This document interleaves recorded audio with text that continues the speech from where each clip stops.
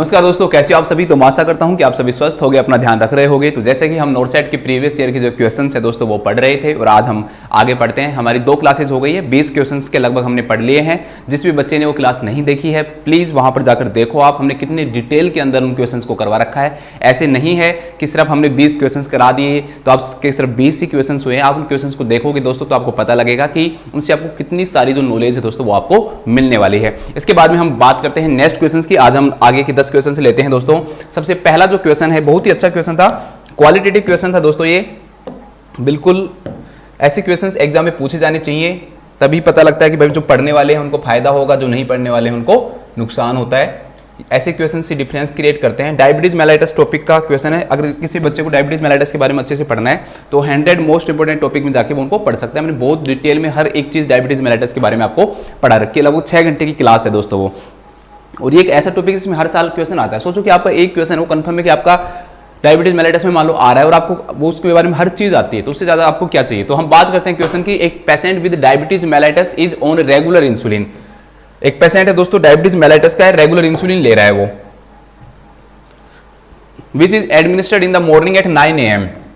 आपने वो इंसुलिन लगाई है दोस्तों, कितने बजे लगाई है? 9 AM लगाई है। Peak time of regular insulin reach at, ठीक है, पीक है ये, पीक PEAK, पीक टाइम। तो ये पूछ रहा है कि रेगुलर इंसुलिन का जो पीक टाइम है दोस्तों इनमें से कितने बजे पहुंचेगा?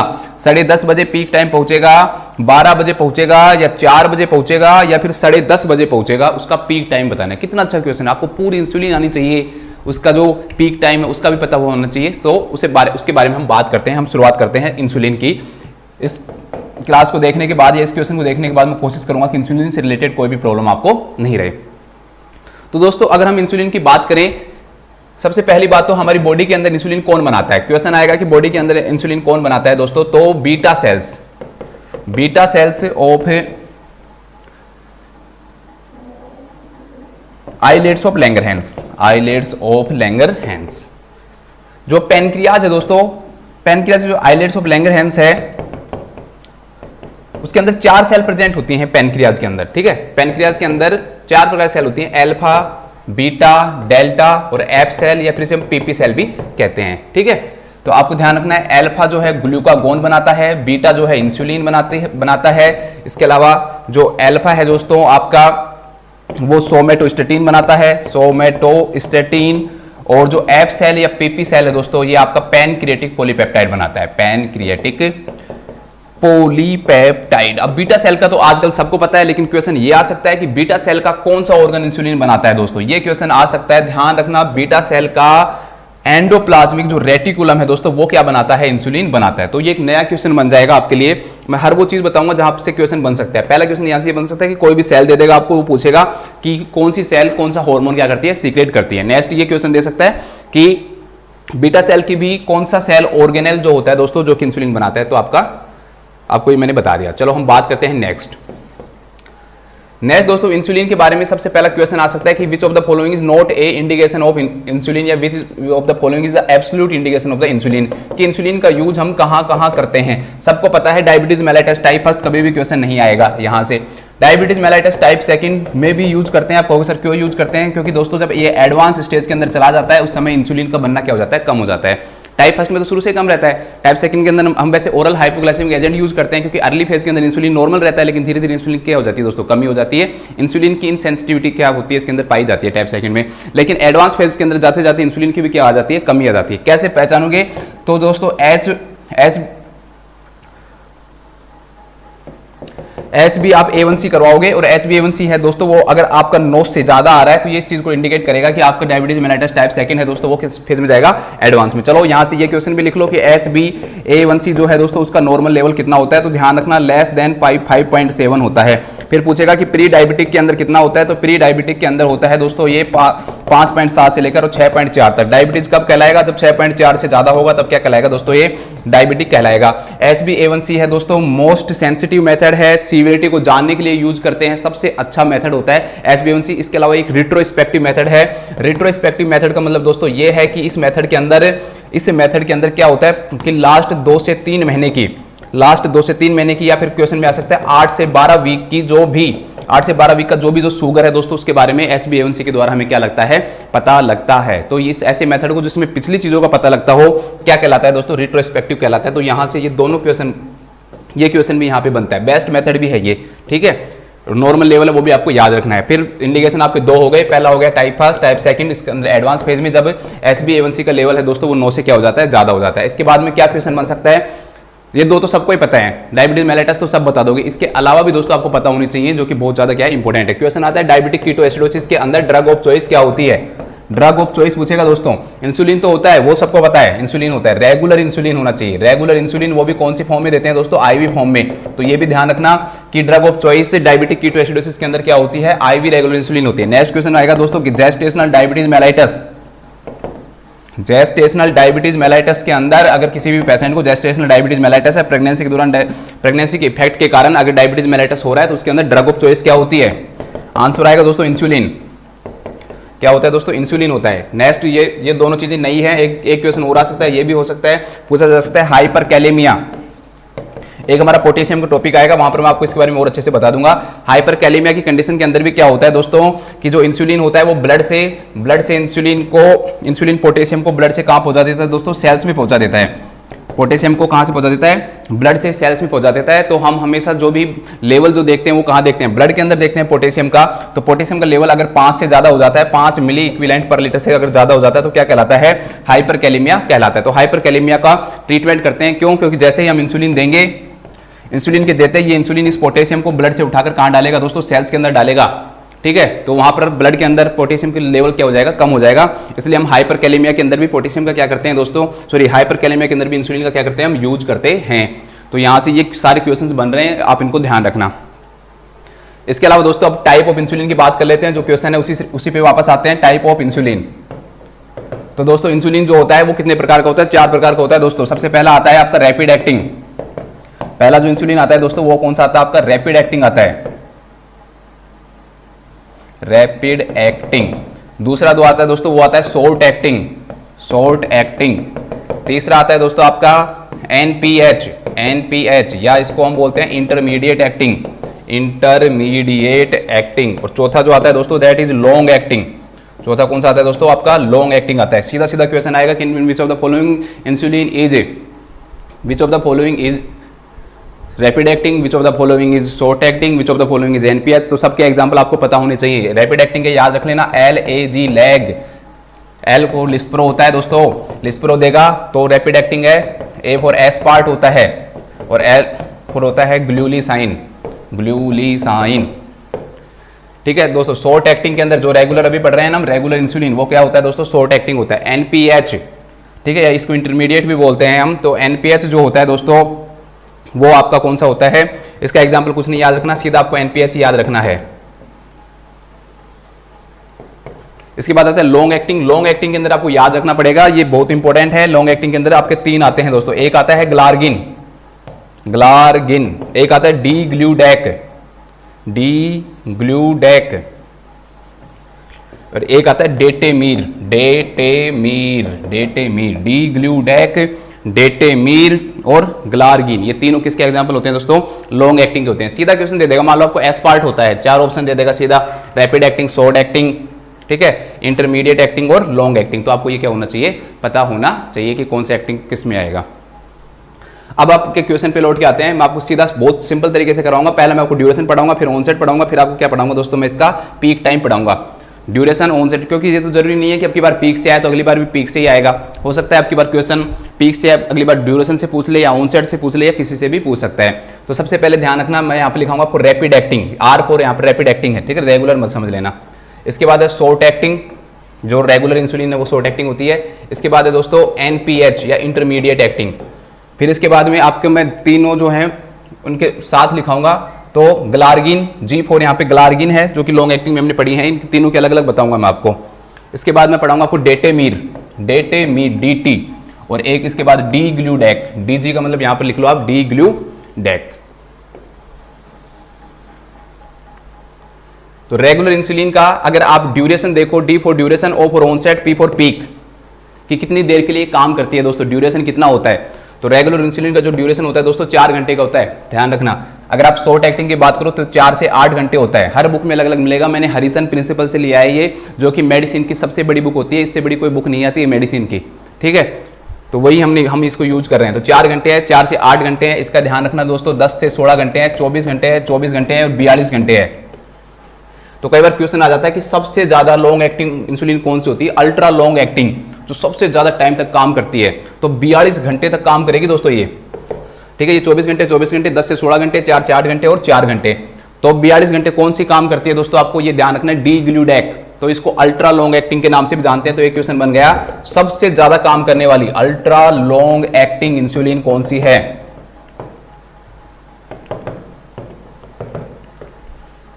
आंसर आएगा डी ग्लूडेक। ग्लू का मतलब चिपकना, जो चिपकी रहेगी सबसे ज्यादा देर तक, याद रख लेना ऐसे अगर नहीं याद हो तो। इसके बाद में दोस्तों ऑन साइड पूछेगा, देखो यहां पर 24-24 इधर है, यहां पर एक थोड़ा सा इधर कर दो, 24-24, ठीक है, ऐसे आपको याद हो जाएगा। इसके बाद में यहां पे आ जाओ आप, तो जो इसका जो ऑन सेट होता है वो लगभग सिर्फ कितना होता है दोस्तों? 15 से और 30 मिनट होता है। 15 से और 24 यहाँ आएगा, सॉरी, यहाँ पर 15 मिनट, इसका 30 मिनट और यहाँ पर 24-24, ठीक है। इस प्रकार करना, 24-24 का 24-24 का मतलब यहाँ पर 2 से 4 घंटे, और इसका मतलब भी 24 का मतलब 2 से 4 घंटे, 1 से 4 घंटे और 1 से 9 घंटे, ठीक है। आपको ये याद ही करना पड़ेगा, इसकी कोई ट्रिक नहीं बना सकता मैं, ठीक है। वैसे आप कैसे याद करोगे दोस्तों? जैसे हम कोई भी चीज़ याद करते हैं ना, तो उसके लिए आप जैसे नंबर को याद करते हो, किसी के भी फ़ोन नंबर याद करते हो, तो उस प्रकार से अपने दिमाग में बैठा लो 15, 30, 24, 24, 14, 19, ऐसे 15, 30, 24, 24, 14, 19। तो वो चीज़ें क्या हो जाती है, हमारे दिमाग में ज़्यादा समय के लिए बैठती हैं, ठीक है। तो ये 15 मिनट है, इसका ऑन सेट 15 मिनट में शुरू हो जाता है। ऑन सेट मतलब कार्य करना कभी स्टार्ट कर दिया इसने। ड्यूरेशन मतलब कितनी देर तक काम करेगी। पीक का मतलब सबसे ज़्यादा काम कब करेगी, सबसे ज़्यादा लंबे टाइम तक काम कब करेगी, ठीक है। ये सब घंटों में है, आवर्स के अंदर है। इसके बाद हम बात करें दोस्तों पीक की, तो सबसे अच्छी खुशखबरी की बात यह है कि जो दोस्तों लॉन्ग एक्टिंग होती हैं सब पीकलेस होती हैं। पीकलेस का मतलब क्या हुआ दोस्तों कि जैसे इंसुलिन ने काम करने स्टार्ट किया तो एक ही लेवल से जब तक खत्म नहीं हो जाती, उसका ऑन साइड पूरा ड्यूरेशन खत्म नहीं हो जाता, तब तक एक ही लेवल से क्या करती रहती हैं, ये काम करती रहती हैं। तो इसे हम किस नाम से जानते हैं? पीकलेस के नाम से जानते हैं। बाकी इंसुलिन क्या होंगी दोस्तों? जैसे शुरू में काम करेंगे, फिर अपना एक टाइम ऐसा आएगा जब अपना एक्शन क्या दिखाएंगी, सबसे ज़्यादा मैक्सिमम दिखाएंगी, तो उसी को हम किस नाम जानते हैं? पीक। पीक का मतलब चोटी, सबसे ज़्यादा दिखाता है एक्शन, वो चोटी कहलाता है, ठीक है। इसके बाद में हम इसकी बात करते हैं दोस्तों पीक की कितना टाइम होता है।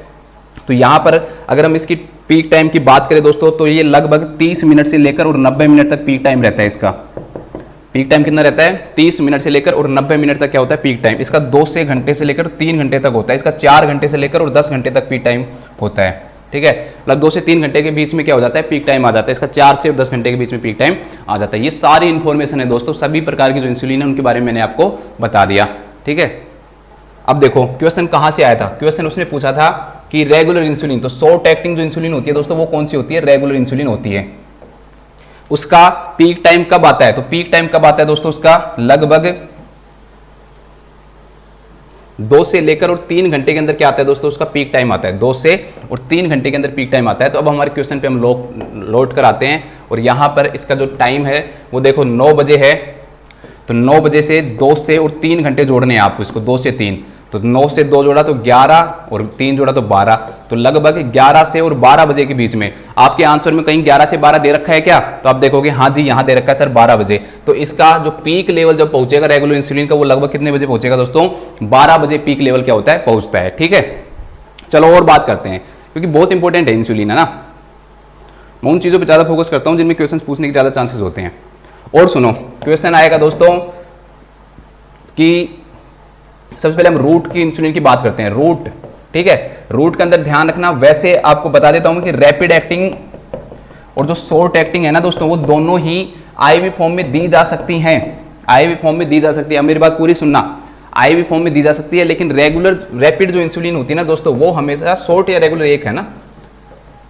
लेकिन आप ध्यान रखना कि रैपिड जो इंसुलिन होती है दी जा सकती है, लेकिन फिर भी हमेशा इसको हम किस फॉर्म में देते हैं दोस्तों? सबक्यूटेनियस फॉर्म में देते हैं, ठीक है।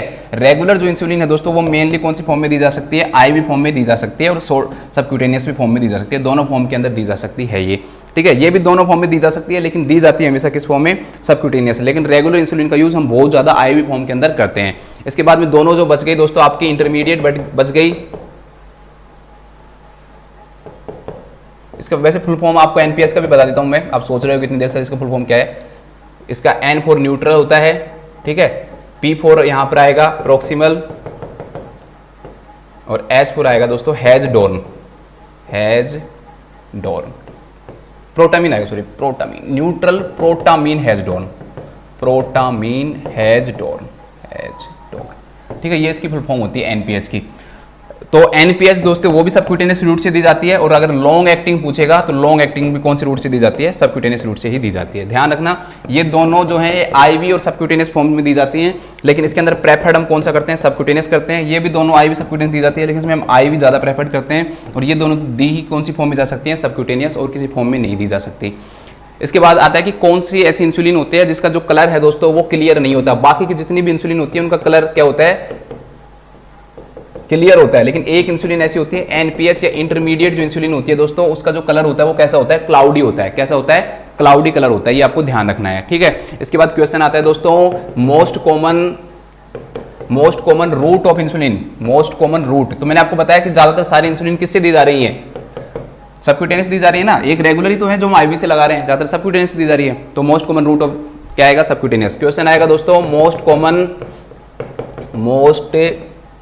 कॉमन साइट या मोस्ट प्रेफर्ड साइट भी लिखा हुआ सकता है कि कौन सी साइट है जिसको हम मेनली यूज करते हैं इंसुलिन के अंदर, मोस्ट प्रेफर्ड साइट।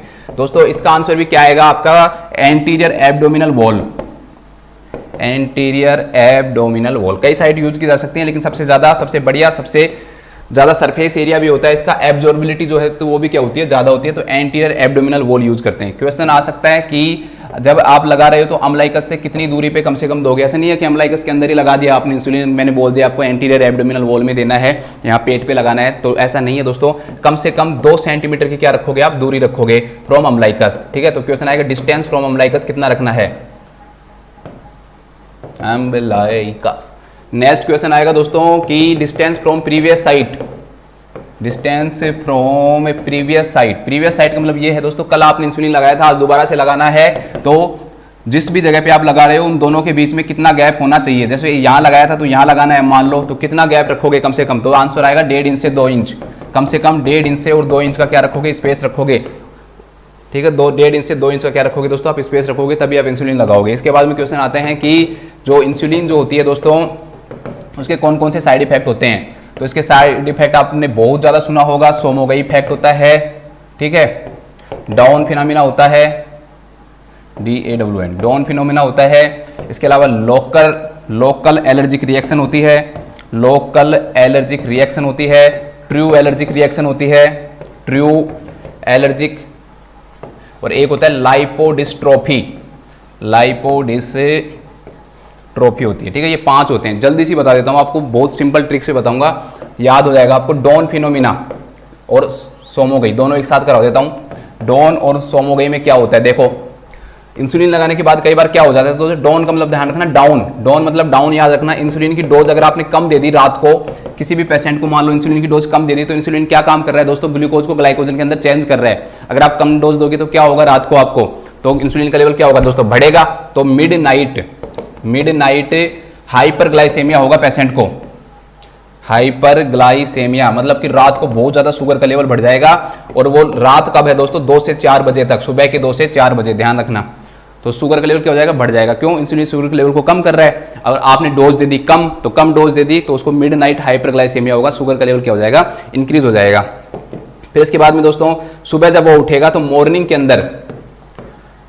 अंदर भी क्या देखने को मिलेगा दोस्तों, हाइपरग्लाइसेमिया देखने को मिलेगा। क्या देखने को मिलेगा, हाइपरग्लाइसेमिया। तो कम नहीं होगा लेवल, बढ़ा हुआ ही मिलेगा, बढ़ा हुआ तो दोनों के अंदर ही मिलेगा। इसमें आ जाओ सोमोगई के अंदर, इसका जस्ट ऑपोजिट कर लो। आपको डॉन का मतलब डाउन इंसुलिन दी, यहाँ पर इंसुलिन क्या दी दोस्तों, ज्यादा दी। बस ये बहुत कंफ्यूजिंग है, लोग भूल जाते हैं, लेकिन एक ट्रिक बना लो, कभी नहीं बोलोगे। इंसुलिन की डोज क्या दे दी आपने दोस्तों, ज्यादा दे दी। ज्यादा इंसुलिन दोगे तो शुगर का लेवल क्या होगा दोस्तों, कम होगा, और कम लेवल होगा तो क्या होगा, रात के टाइम मिड नाइट मतलब 2 से 4 बजे के बीच में मिड नाइट हाइपोग्लाइसेमिया होगा। क्वेश्चन आता है कि एक पेशेंट को आपने इंसुलिन लगाई, इंसुलिन लगाने के बाद में वो सुबह उठा, सुबह उठकर वो बता रहा है कि मुझे हेडेक हो रहा है, मुझे रात को पसीना आया था, मुझे हेडेक हुआ था। आप कौन सी फिनोमिना मानोगे इसको? तो ध्यान रखना दोस्तों, दैट विल बी सोमोगे इफेक्ट। वो क्या कौन सा इफेक्ट कहलाएगा? सोमोगे इफेक्ट कहलाएगा। क्यों? सोमोगे इफेक्ट के अंदर इंसुलिन की जो डोज है वो ज्यादा दे देते हैं, रात को हाइपोग्लाइसेमिया हो जाता है, और हाइपोग्लाइसेमिया होने के कारण पेशेंट को हेडेक होगा और डायफोरेसिस होगा, ज्यादा पसीने आएंगे उसको, और सर में क्या होगा? दर्द होगा। लेकिन सुबह ये भी देखना, ध्यान रखना, सुबह इसकी तरह इसमें भी काउंटर रेगुलेटरी हार्मोन्स जो होते हैं दोस्तों काम करते हैं, जो बाकी के ग्लूकोज के लेवल को बढ़ाने वाले जो हार्मोन्स है दोस्तों क्या काम करते हैं, जैसे ग्लूकागोन हो गया, ठीक है, आपके ग्लूकोकोर्टिकोइड्स हो गए, ग्रोथ हार्मोन हो गया, ऐसे जो हार्मोन्स है दोस्तों वो क्या कर देते हैं? वापस से लेवल को इंक्रीज कर देते हैं। लेकिन जब सुबह पेशेंट उठेगा ना तो मॉर्निंग में तो उसको भी क्या देखने को मिलेगा? हाइपरग्लाइसेमिया ही देखने को मिलेगा। दोनों के अंदर यहां भी हाइपरग्लाइसेमिया देखने को मिला, यहां पर भी हाइपरग्लाइसेमिया देखने को मिला। लेकिन मेन डिफरेंस सिर्फ यहां पर क्रिएट हो रहा है। मिडनाइट में यहां पर क्या था? हाइपरग्लाइसेमिया था, यहां पर मिडनाइट के अंदर क्या था? हाइपोग्लाइसेमिया था। यहां कोई साइन डेवलप नहीं हो रहा था, लेकिन यहां पर हेडेक और डायफोरेसिस डेवलप हो रहा है। इसी से डायरेक्टली क्वेश्चन बनता है कि पेशेंट को हेडेक और डायफोरेसिस हो रहा है तो उसको कौन सा इफेक्ट हुआ होगा? तो आंसर क्या आएगा उसका? सोमोगे इफेक्ट। ये जरूर ध्यान रखना, बहुत इंपॉर्टेंट क्वेश्चन है ये, अगले एग्जाम में आ सकता है दोस्तों। मैं पहले बता देता हूं आपको, फिर आप कहोगे। इनको जल्दी जल्दी बता देता हूं। लोकल एलर्जिक रिएक्शन का मतलब क्या होगा दोस्तों? कि जिस जगह पे लगाया है ना उसी साइड के ऊपर क्या होने लग जाता है? पेशेंट को ईचिंग होने लग जाती है और रेडनेस होने लग जाती है। ईचिंग एंड रेडनेस, इसे हम किस नाम जानते हैं? Local allergic. ट्रू एलर्जी का मतलब क्या होता है? पूरी बॉडी के अंदर दोस्तों क्या हो जाएगा? एनाफाइलेक्टिक शॉक हो जाएगा। एनाफाइलेक्टिक शॉक आजकल बहुत कम होता है। पहले की जो इंसुलिन आती थी, कन्वेंशनल इंसुलिन, पुरानी जो इंसुलिन आती थी दोस्तों, जो एनिमल से बनती थी, बोवाइन से बनती थी, उनसे ज्यादा होने के चांसेस होते थे। आजकल कम होता है। ये ट्रू एलर्जिक रिएक्शन का मतलब असली में एलर्जी हो गई, पूरी बॉडी के अंदर हो गई, एनाफाइलेक्टिक क्या हो गया? शॉक हो गया। इसके बाद एक आता है दोस्तों लाइपोडिस्ट्रोफी। लाइपोडिस्ट्रोफी का मतलब दोस्तों यहाँ ये है कि हम सबक्यूटेनियस रूट से लगा रहे हैं, सबक्यूटेनियस रूट से हम लगा रहे हैं तो उसके कारण क्या होगा?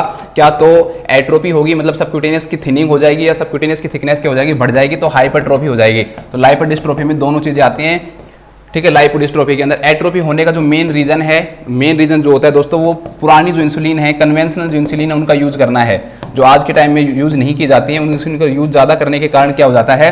पेशेंट को लाइपोएट्रोफी हो जाता है। क्या हो जाता है? लाइपोएट्रोफी, मतलब जिस जगह पे आपने इंजेक्शन लगाया ना वो लेयर क्या हो जाती है? पतली हो जाती है, सबक्यूटेनियस लेयर पतली हो जाती है। हाइपरट्रोफी का जो मोस्ट कॉमन जो कोज है दोस्तों, वो repeated site of insulin. Repeated का मतलब क्या हो गया दोस्तों? एक ही जगह पे आप बार बार इंसुलिन लगा रहे हो, जहां पे लगा रहे हो वापस वहीं पे लगा रहे हो, वापस लगा रहे हो, धीरे धीरे सेल क्या होती जाएंगी? ग्रोथ करेंगी वहां पे, और ग्रोथ करने के कारण क्या होगा दोस्तों? हाइपरट्रोफी होगी। इस कारण पेशेंट को क्या देखने को मिलता है? वहां पे लाइपो हाइपरट्रोफी देखने को मिलता है। तो ये भी ध्यान रखना। सीधा क्वेश्चन आ जाता है मोस्ट कॉमन कॉज ऑफ लाइपोडिस्ट्रोफी, इसका भी आंसर क्या आएगा? रिपीटेड साइट आएगा। क्या आएगा? रिपीटेड साइट आएगा, ठीक है। बहुत सारी चीजें पढ़ ली हमने इंसुलिन की। वापस से हमारे क्वेश्चन पे आते हैं, और मैंने आपको करवाई दिया क्वेश्चन। तो क्वेश्चन के अंदर यही था दोस्तों कि पीक टाइम कौन सा होगा? तो पीक टाइम मैंने आपको बता दिया 2 से 3 घंटे होता है। देखो कितना अच्छा क्वेश्चन है। बाकी की सारी चीजें भी दोस्तों आप इसी से याद करो इनको अच्छे से, ठीक है। और कोई भी अगर आप न्यूमेरिकल लेवल याद कर रहे हो ना किसी का भी, तो एक अच्छी बुक से क्या करो, तो कि आपकी गलती होने के चांसेस क्या हो जाएं? कम हो जाएं। आपको इंसुलिन का ये चार्ट आप पढ़ोगे ना, हर बुक में आपको अलग अलग मिलेगा ये, इसलिए मैं आपको रेफरेंस बताता हूँ कि मैंने हरिसन की जो बुक है उससे यूज किया है। इसको अच्छे से पढ़ो, अच्छे से याद करो। कैसे याद करोगे? जैसे मोबाइल नंबर याद करते हो ना, वैसे इसको याद करना पड़ेगा आपको। जैसे 15 23 24 24 19, इसके अंदर ऐसे याद करो। इसके अंदर याद करो 448 1016 24 24 42, ऐसे 448 1016 24 24 42। और इनको आप याद कर 2 3 4 10 आ गया इधर 30 से 90, ठीक है। जैसे भी आप याद कर सकते हो, इसको आप चार्ट बना के लगाओ, क्योंकि ये चीज़ आपको बहुत बार रिपीट करोगे ना तभी याद रहेगी। देखो एक बार में याद हो जाएगी, सबको हो जाती है, लेकिन क्या होगा दोस्तों 2-3 दिन बाद फिर भूल जाओगे, या फिर आपने 10 दिन के लिए छोड़ दिया फिर भूल जाओगे। इसलिए चार्ट बनाकर अपने स्टडी टेबल के सामने लगाओ। चलो नेक्स्ट क्वेश्चन पे आते हैं। बहुत हो गए इंसुलिन।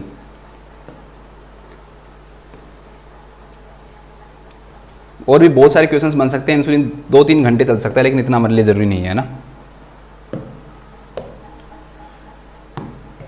नेक्स्ट क्वेश्चन देखते हैं। बहुत अच्छा क्वेश्चन है दोस्तों ये, है ना।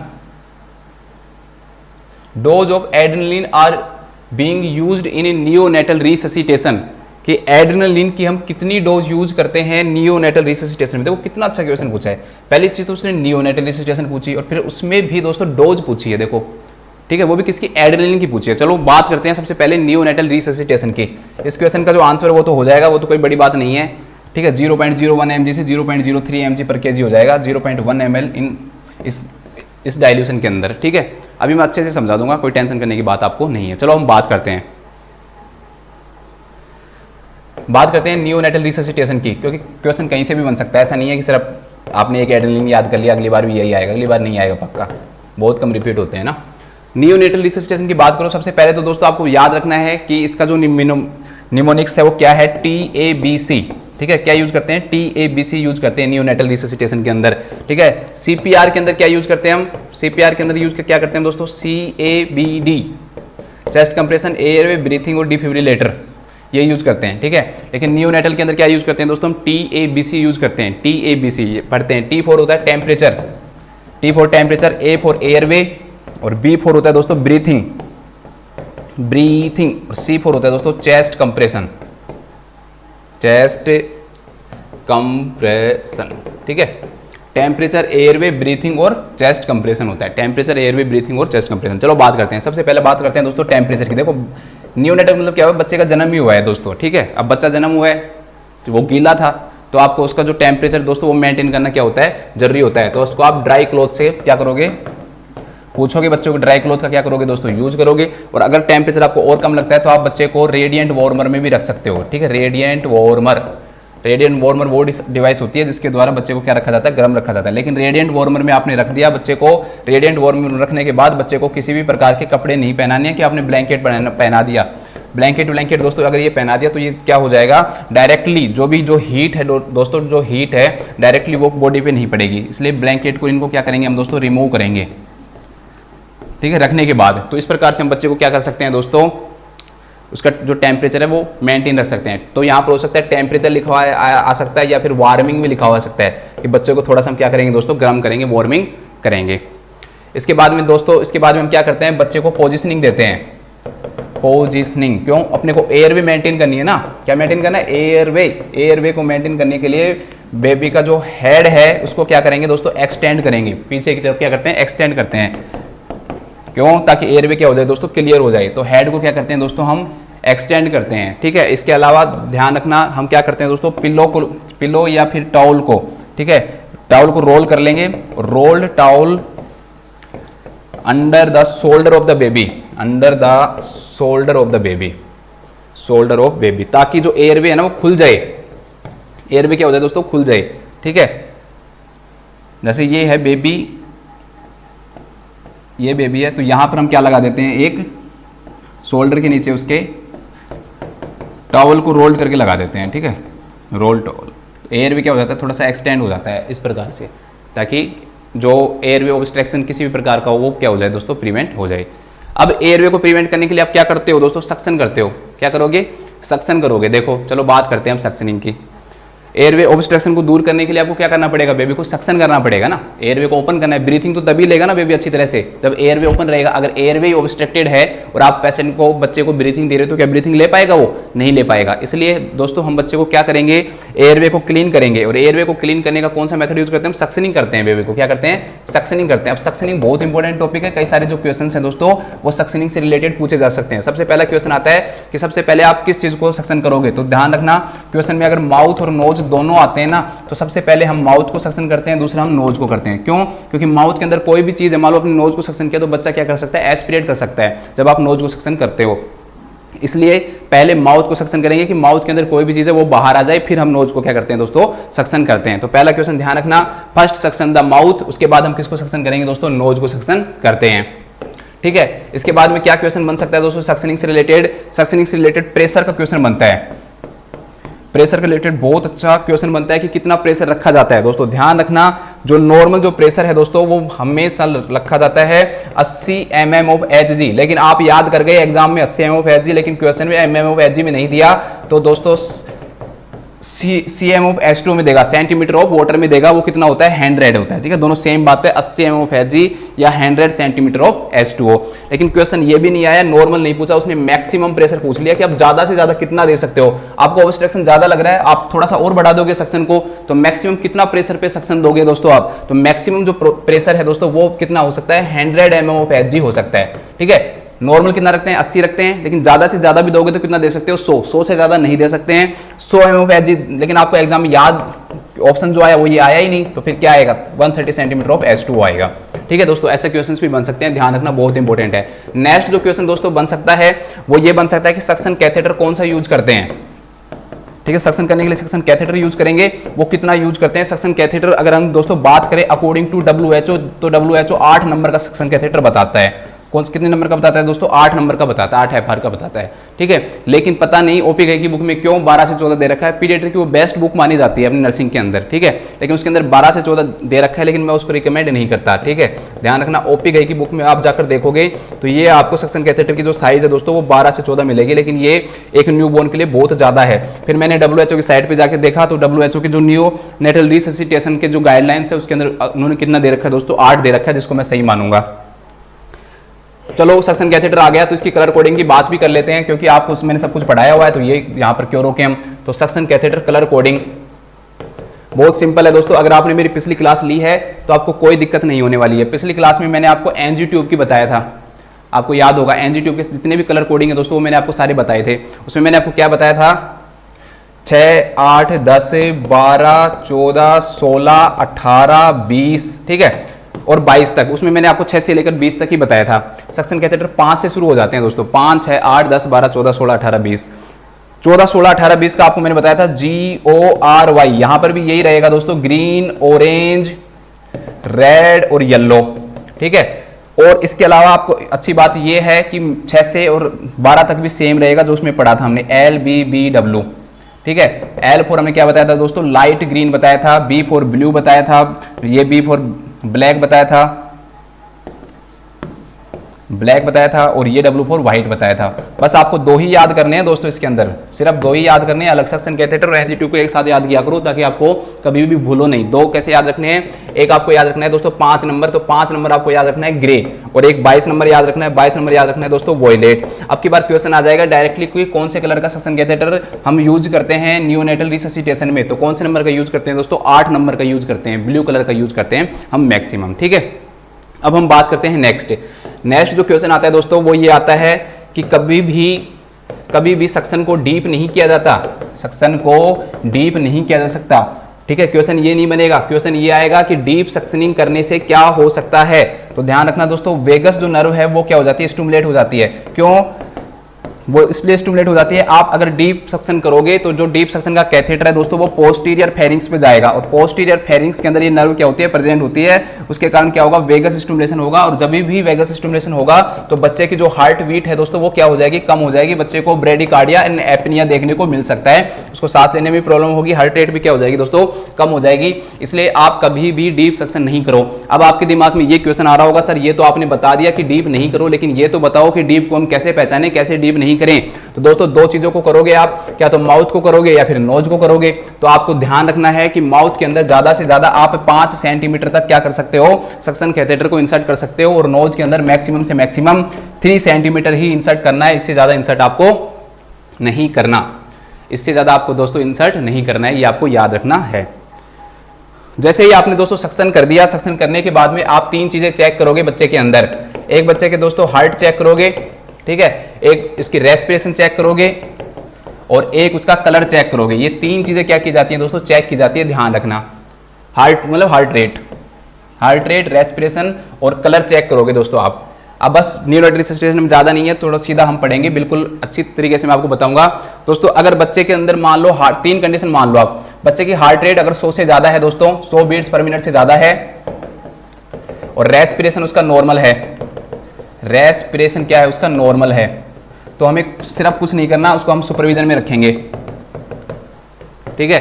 लेकिन बच्चे की दोस्तों 100 बीट्स पर मिनट से ज्यादा है, रेस्पिरेशन क्या है दोस्तों? एब नॉर्मल है, रेस्पिरेशन एब नॉर्मल है, या फिर सिंपल मान लो कि बच्चा क्या है दोस्तों? साइनोटिक है। बच्चा क्या है दोस्तों? साइनोटिक है। तो उसको हम दोस्तों उस कंडीशन के अंदर क्या देंगे? ऑक्सीजन देंगे। उसको क्या देंगे? ऑक्सीजन बाय मास्क देते हैं, और वो कितना देते हैं दोस्तों? लगभग हम 5 लीटर पर मिनट पे ऑक्सीजन चलाएंगे। 30 सेकंड ही वेट करेंगे। 30 सेकंड के अंदर जो साइनोसिस है दोस्तों वो दूर हो जानी चाहिए। अगर साइनोसिस दूर नहीं हो रही है तो फिर हम बच्चे को क्या करेंगे वो मैं आपको आगे बताऊंगा, ठीक है। अब देखो 2 कंडीशन देखो यहाँ पे। एक तो दोस्तों साइनोसिस परसिस्ट रही, साइनोसिस नहीं गई, आपने ऑक्सीजन भी दे दी फिर भी साइनोसिस दोस्तों नहीं गई है, ठीक है। एक दोस्तों बच्चे की जो हार्ट रेट है वो क्या है? 100 से कम है। बच्चे की अगर हार्ट रेट 100 बीट से दोस्तों कम है तो इन दोनों ही कंडीशन के अंदर हमें पॉजिटिव प्रेशर वेंटिलेशन देना पड़ेगा, पीपीवी, पॉजिटिव प्रेशर वेंटिलेशन देना पड़ता है। और पॉजिटिव प्रेशर वेंटिलेशन का मतलब क्या होता है दोस्तों कि हम बैग मास्क वेंटिलेशन देते हैं, जैसे एम्बू बैग होता है ना वो यूज करते हैं, bag mask ventilation, bag mask जो वेंटिलेशन है दोस्तों वो यूज करते हैं। अब बैग मास्क वेंटिलेशन में पूछ सकता है कि उसकी साइज कितनी होनी चाहिए, जो एम्बू बैग है उसकी, तो उसकी जो साइज होती है 240 ml से लेकर और मैक्सिमम 750 ml तक हो सकती है। 240 ml से लेकर और 750 ml तक की क्या रख सकते हो, साइज रख सकते हो बैग मास्क वेंटिलेशन के लिए। अब लास्ट दोस्तों आपका ये तो आ गया ब्रीथिंग हो गया कि बैग किस प्रकार से ब्रीथिंग प्रोवाइड कर रहे हो आप, तो मैंने आपको बता दिया बैग मास्क वेंटिलेशन से देंगे अगर हार्ट रेट उसकी 100 से कम आ रही है या बच्चे के अंदर साइनोसिस क्या है कंटिन्यू बनी हुई है, तो हम पॉजिटिव प्रेशर वेंटिलेशन या फिर इसी को किस नाम जानते हैं, bag mask ventilation, Anbu bag से देते हैं ना ब्रीथिंग, ऐसे ब्रीथिंग देंगे। ठीक है, लास्ट आता है दोस्तों चेस्ट कंप्रेशन, सी आ गया ना, TABC, देखो TABC, हमने टेम्परेचर दे दिया, सक्शनिंग करके एयर भी कर दिया, ब्रीथिंग मतलब ऑक्सीजन देके देख ली। अब हम क्या देख रहे हैं दोस्तों, चेस्ट कंप्रेशन। ठीक है, चेस्ट कंप्रेशन से रिलेटेड भी एग्जाम में क्वेश्चंस पूछे जा सकते हैं, तो इसको आपको याद रखना है। देखो चेस्ट कंप्रेशन कब देंगे, पहली कंडीशन, देखो बहुत इंपॉर्टेंट चीज है ये क्वेश्चन, एडल्ट के अंदर चेस्ट कंप्रेशन कब देते हैं हम दोस्तों, जब एडल्ट का हम CPR पढ़ते हैं तो उसमें चेस्ट कंप्रेशन कब देते हैं, एक ही कंडीशन में देते हैं, जो नो पल्स हो, पल्स अगर प्रेजेंट है ना दोस्तों कभी भी हम चेस्ट कंप्रेशन नहीं देते। ठीक है ना, आपको मैंने CPR पढ़ाया हुआ, वहां पर आप जाकर अच्छे से देख सकते हो। लेकिन दोस्तों नियोनेट के अंदर ऐसा नहीं होता, ध्यान रखना, नियोनेट के अंदर अगर हार्ट रेट 100 से भी कम है ना, हार्ट रेट 100 से भी अगर कम, सॉरी 60 से भी कम आ गई, 60 से भी अगर कम आ गई दोस्तों, तो उस कंडीशन के अंदर भी हमें क्या देना पड़ेगा दोस्तों, उसको चेस्ट कंप्रेशन देना पड़ेगा। ध्यान रखना, तो भी हमें क्या देना पड़ेगा दोस्तों, चेस्ट कंप्रेशन देना पड़ेगा अगर 60 से भी कम है तो। ठीक है, एब्सेंट तो छोड़ो आप, एब्सेंट में तो देंगे देंगे, लेकिन अगर 60 से भी कम हो गई दोस्तों तो उस कंडीशन में भी हमें चेस्ट कंप्रेशन देना ही देना पड़ेगा। ये ध्यान रखना, बहुत इंपॉर्टेंट क्वेश्चन बन सकता है, क्योंकि सब सोचेंगे कि एब्सेंट होती है तभी देते हैं, लेकिन हार्ट रेट 60 से भी कम हो गई बच्चे के अंदर तो भी हम क्या देते हैं दोस्तों, चेस्ट कंप्रेशन देते हैं। फिर क्वेश्चन बनता है कि चेस्ट कंप्रेशन के अंदर क्या रेट रखते हैं, चेस्ट कंप्रेशन के अंदर रेट क्या होता है दोस्तों, तो न्यू बॉर्न के अंदर ध्यान रखना 3:1 होती है। कितनी होती है दोस्तों, 3:1 होती है। 3 चेस्ट कंप्रेशन देते हैं और एक क्या देते हैं दोस्तों, हम एक वेंटिलेशन मतलब ब्रीथिंग। ठीक है, एम्बू बैग से एक बार क्या करेंगे, हम ब्रीथिंग करेंगे, तो तीन हम क्या देंगे दोस्तों, उसको चेस्ट कंप्रेशन देंगे, एक क्या देंगे, हम ब्रीथिंग देंगे। 2 मेथड यूज किए जाते हैं, आपको पढ़ा होगा, 2 फिंगर मेथड या 2 थंब मेथड से हम क्या दे सकते हैं, उसको कंप्रेशन दे सकते हैं। बच्चे को ऐसे पकड़ के दोनों थंब से हम कंप्रेस कर सकते हैं, दोनों जो फिंगर हैं उनसे भी हम क्या कर सकते हैं, कंप्रेस कर सकते हैं। CPR की वीडियो में आप जाके देख सकते हो, मैंने उस बच्चों के अंदर, चाइल्ड के अंदर ये बता रखा है आपको, वही टेक्निक यहाँ यूज करते हैं, बस रेशो अलग हो जाता है। 3:1 से ये भी ध्यान रख लेना कि 9, तो इसका लगभग कितना पड़ेगा, जब 1 मिनट पूरी हो जाएगी तो लगभग आप 90 कंप्रेशन दे दोगे और 30 क्या दे दोगे दोस्तों, वेंटिलेशन दे दोगे। तो 90-30 का रेशो निकालो।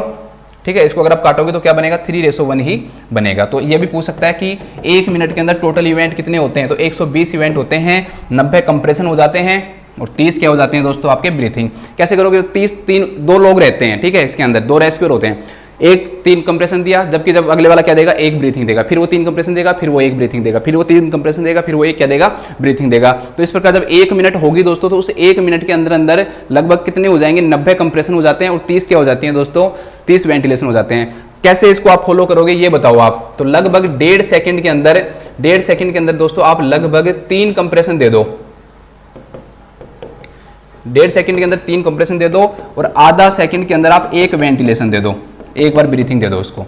ठीक है, इस प्रकार से आप इसको फॉलो कर सकते हो। जैसे मतलब आपको ये ध्यान रखना है कि मैं जब 3 बार कंप्रेस करूंगा तो उसमें ज्यादा से ज्यादा कितना टाइम लगेगा, 1.5 सेकंड का टाइम लगेगा, और 1 वेंटिलेशन दूंगा तो उसमें जस्ट कितना टाइम लगेगा दोस्तों, आधा सेकंड का क्या लगेगा, टाइम लगेगा। देखो ये बहुत सी चीजें लग रही होंगी, आप सोच रहे हो सर कितनी ज्यादा चीजें बता रही हैं, लेकिन दोस्तों यही तो कंटेंट कहलाता है ना, कि आपको हर चीज पता लगे कि क्वेश्चन कहां से आ सकता है, कैसे आ सकता है।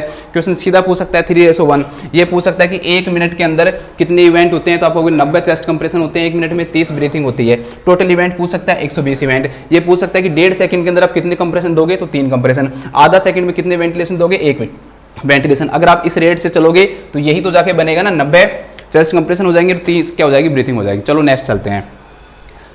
ठीक है, ये सब देने के बाद भी हार्ट रेट कम नहीं हुई तो दोस्तों फिर हम ड्रग यूज करते हैं एड्रीनलिन। हम अब हमारे एग्जाम के क्वेश्चन के ऊपर आते हैं। एड्रीनलिन, एड्रीनलिन को और किस नाम से जाना जाता है, एपिनेफ्रिन, एपिनेफ्रिन के नाम से भी जाना जाता है। हमारी बॉडी के अंदर कौन सी ग्लैंड बनाती है, ये एड्रिनल ग्लैंड। एड्रिनल ग्लैंड का भी कौन सा पार्ट बनाता है, ये मेडुला। ठीक है, मेडुला पार्ट बनाता है। चलो आ जाओ। अब दोस्तों देखो, ऐसी चीज़ बताऊंगा आपको, बिल्कुल अच्छे से समझ में आ जाएगा। इंडिया के अंदर जो एड्रेनलिन जो आता है दोस्तों, उसका रेशो होता है, उसका जो डाइल्यूशन जो आता है ना, कितना घुला हुआ रहता है। तो ऐसे मान लो 1000 ml के अंदर 1 ml होता है, उस हिसाब से आता है ये, ठीक है। उसको बोलते हैं हम 1:1000। ये इंडिया के अंदर क्या होता है दोस्तों, अवेलेबल होता है। इंडिया के अंदर क्या होता है, इस फॉर्म में अवेलेबल होता है एड्रेनलिन। 1:1000 में क्या होता है दोस्तों, अवेलेबल होता है। लेकिन दोस्तों हम यूज करते हैं किसके अंदर, किसके अंदर यूज करते हैं दोस्तों, जो न्यूबॉर्न जो है दोस्तों, उसके अंदर जो हम यूज करते हैं ना, वो डाइल्यूशन होता है। कितना हमें यूज करना पड़ता है, उसकी जो गाइडलाइन होती है वो ये होती है कि हमें 1:10,000 यूज करना पड़ेगा, ठीक है। डाइल्यूशन मतलब ज्यादा यूज करना पड़ेगा, ये कम डाइल्यूएंट है, हमें और पानी मिलाना पड़ेगा। कितना, लगभग जैसे ये 1000 है, ये 10,000 है, तो 10 गुना हो गया ना। ये 10,000 जो है वो 1000 का कितना गुना हो गया, 10 गुना हो गया। ऐसे मान लो आपको कि 1000 लीटर पानी है और यहाँ पर कितना है, 10,000 लीटर पानी है, तो 10,000 लीटर पानी 1000 लीटर का कितना गुना हो गया दोस्तों, 10 गुना हो गया। तो हम क्या करते हैं, वो एम्प्यूल लेंगे एडीआर का, एड्रेनलिन का वो एम्प्यूल लेंगे और उसको हम क्या करेंगे दोस्तों, 10 टाइम हम क्या करेंगे, उसको डाइल्यूट करेंगे। 10 टाइम डाइल्यूट करने का मतलब क्या होता है दोस्तों, ये एम्प्यूल जो है मान लो 1 ml का है, ये एम्प्यूल जो है दोस्तों कितने ml का है, 1 ml का है। 1 ml का ही आता है लगभग, क्या आधा ml का आता है, ठीक है। दो फॉर्म में अवेलेबल होता है। ये 1 ml का मान लो, इस 1 ml में क्या है, रेशो 1:1000 है, ठीक है। मैं सारे क्वेश्चंस बता रहा हूँ, आगे भी आ सकते हैं कि किस फॉर्म में अवेलेबल है, कितना फॉर्म देते हैं, वो सब बता रहा हूँ। अब देखो, अब आपको इसको कितना बनाना है दोस्तों, 1:10,000 बनाना है। तो इस 1 ml को कितने में डाइल्यूट करोगे, तो 10 गुना में करोगे। तो 1 ml का 10 गुना कितना हो गया, 10 ml। तो इसको हम 10 ml में क्या कर लेते हैं दोस्तों, डाइल्यूट कर लेते हैं। 10 ml बन जाता है ये हमारा 1 और अब कितना 1000 हो गया, 1:10,000 हो गया, ठीक है। अब इसकी डोज की बात करते हैं। इसकी जो डोज होती है ना दोस्तों, वो कितनी होती है उस बारे में बात करते हैं। तो इसकी जो डोज होती है वो होती है 0.1 ml, 0.1 ml से लेकर और 0.3 ml पर केजी, ठीक है। 0.1 ml से लेकर और 0.3 ml पर केजी होता है। 1 केजी का बच्चा है तो हम इसको कितनी डोज देंगे, 0.1 ml से लेकर और 0.3 ml पर केजी दे सकते हैं। लेकिन क्वेश्चन mg में आ जाता है। अब की बार mg में आया था, हो सकता है कभी ml में आ जाए, तो ध्यान रखना दोनों चीजें। ml में तो कितना देंगे, 0.1 ml से लेकर 0.3 ml पर केजी देंगे। लेकिन अगर mg में पूछता है दोस्तों, तो ये 1 mg का होता है, तो 1 mg का होता है ना, तो इसलिए ये इसका हमने डाइल्यूशन किया, 10 टाइम हमने डाइल्यूट कर दिया इसको, इसलिए mg के अंदर है ना और भी कम हो जाएगा। तो 0.01 mg से लेकर और 0.03 mg देते हैं हम इसको पर केजी, ठीक है, पर केजी। तो ये इसके क्या हो गए दोस्तों, डोज हो गई, ध्यान रखना। चलो अब की बार यहाँ, ये तो आपका एड्रेनलिन हो गया। यही तो क्वेश्चन पूछा था उन्होंने कि भाई कितना कितना तो डाइल्यूशन यूज करते हैं और कितनी डोज देते हैं। देखो क्वेश्चन पे आओ,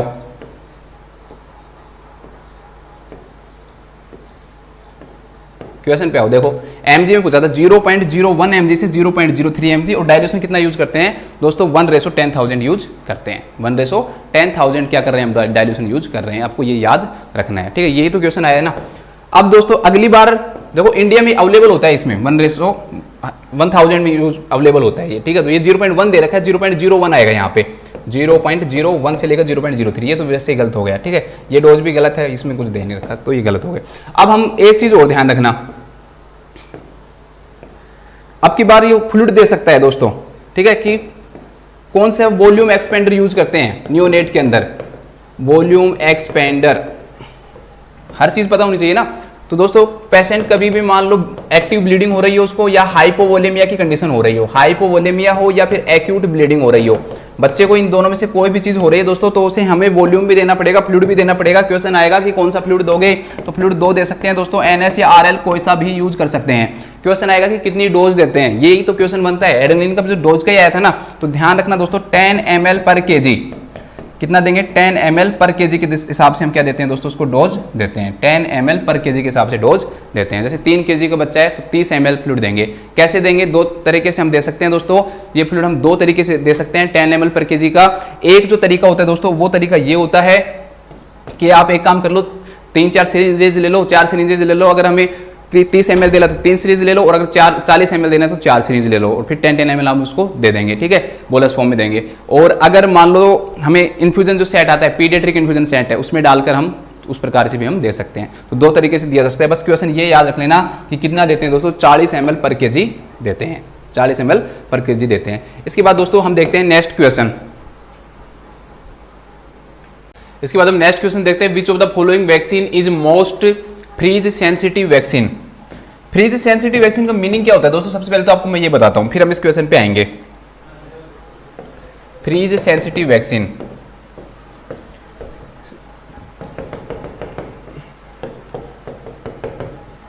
फ्रीज सेंसिटिव वैक्सीन का मतलब दोस्तों ये है कि वैक्सीन जो है उसको हम फ्रीज में तो रख सकते हैं, ठीक है, फ्रीज में हम उसको रख सकते हैं, लेकिन उसको हम फ्रीजर में नहीं रख सकते, मतलब कि उसको हम 0 डिग्री सेंटीग्रेड पे नहीं ला सकते, ये आपको ध्यान रखना है, ठीक है। फ्रीज के अंदर रखी जा सकती है, फ्रीजर पे नहीं रखी जा सकती है, ये ध्यान रखना। उस वैक्सीन को हम किस नाम से जानते हैं? फ्रीज सेंसिटिव वैक्सीन के नाम से जानते हैं। देखो कितना डिटेल, कितना अच्छा क्वेश्चन है। फ्रीज सेंसिटिव वैक्सीन पूछ ली इन लोगों ने, मतलब डिटेल में जाके डिटेल पूछिए कि कौन सी वैक्सीन है दोस्तों जो फ्रीजर में नहीं रखी जा सकती। तो फ्रीज सेंसिटिव मतलब फ्रीजिंग पॉइंट पे नहीं रखी जा सकती है। फ्रीजिंग पॉइंट कितना होता है यहाँ पे, ठीक है, तो फ्रीजिंग जो पॉइंट है उस पर हम इसको नहीं रख सकते हैं, तो उसे हम किस नाम से जानते हैं दोस्तों? फ्रीज सेंसिटिव वैक्सीन के नाम से जानते हैं। जैसे पूरा फ्रीजर होता है तो उसमें फ्रीज में रख सकते हैं, लेकिन फ्रीजर जो कंपार्टमेंट है उसमें नहीं रखी जा सकती। क्या कहलाती है दोस्तों? फ्रीज सेंसिटिव वैक्सीन कहलाती हैं। चलो हम बात करते हैं कि कौन कौन सी वैक्सीन होती हैं जो कि फ्रीज सेंसिटिव होती हैं। फ्रीज सेंसिटिव,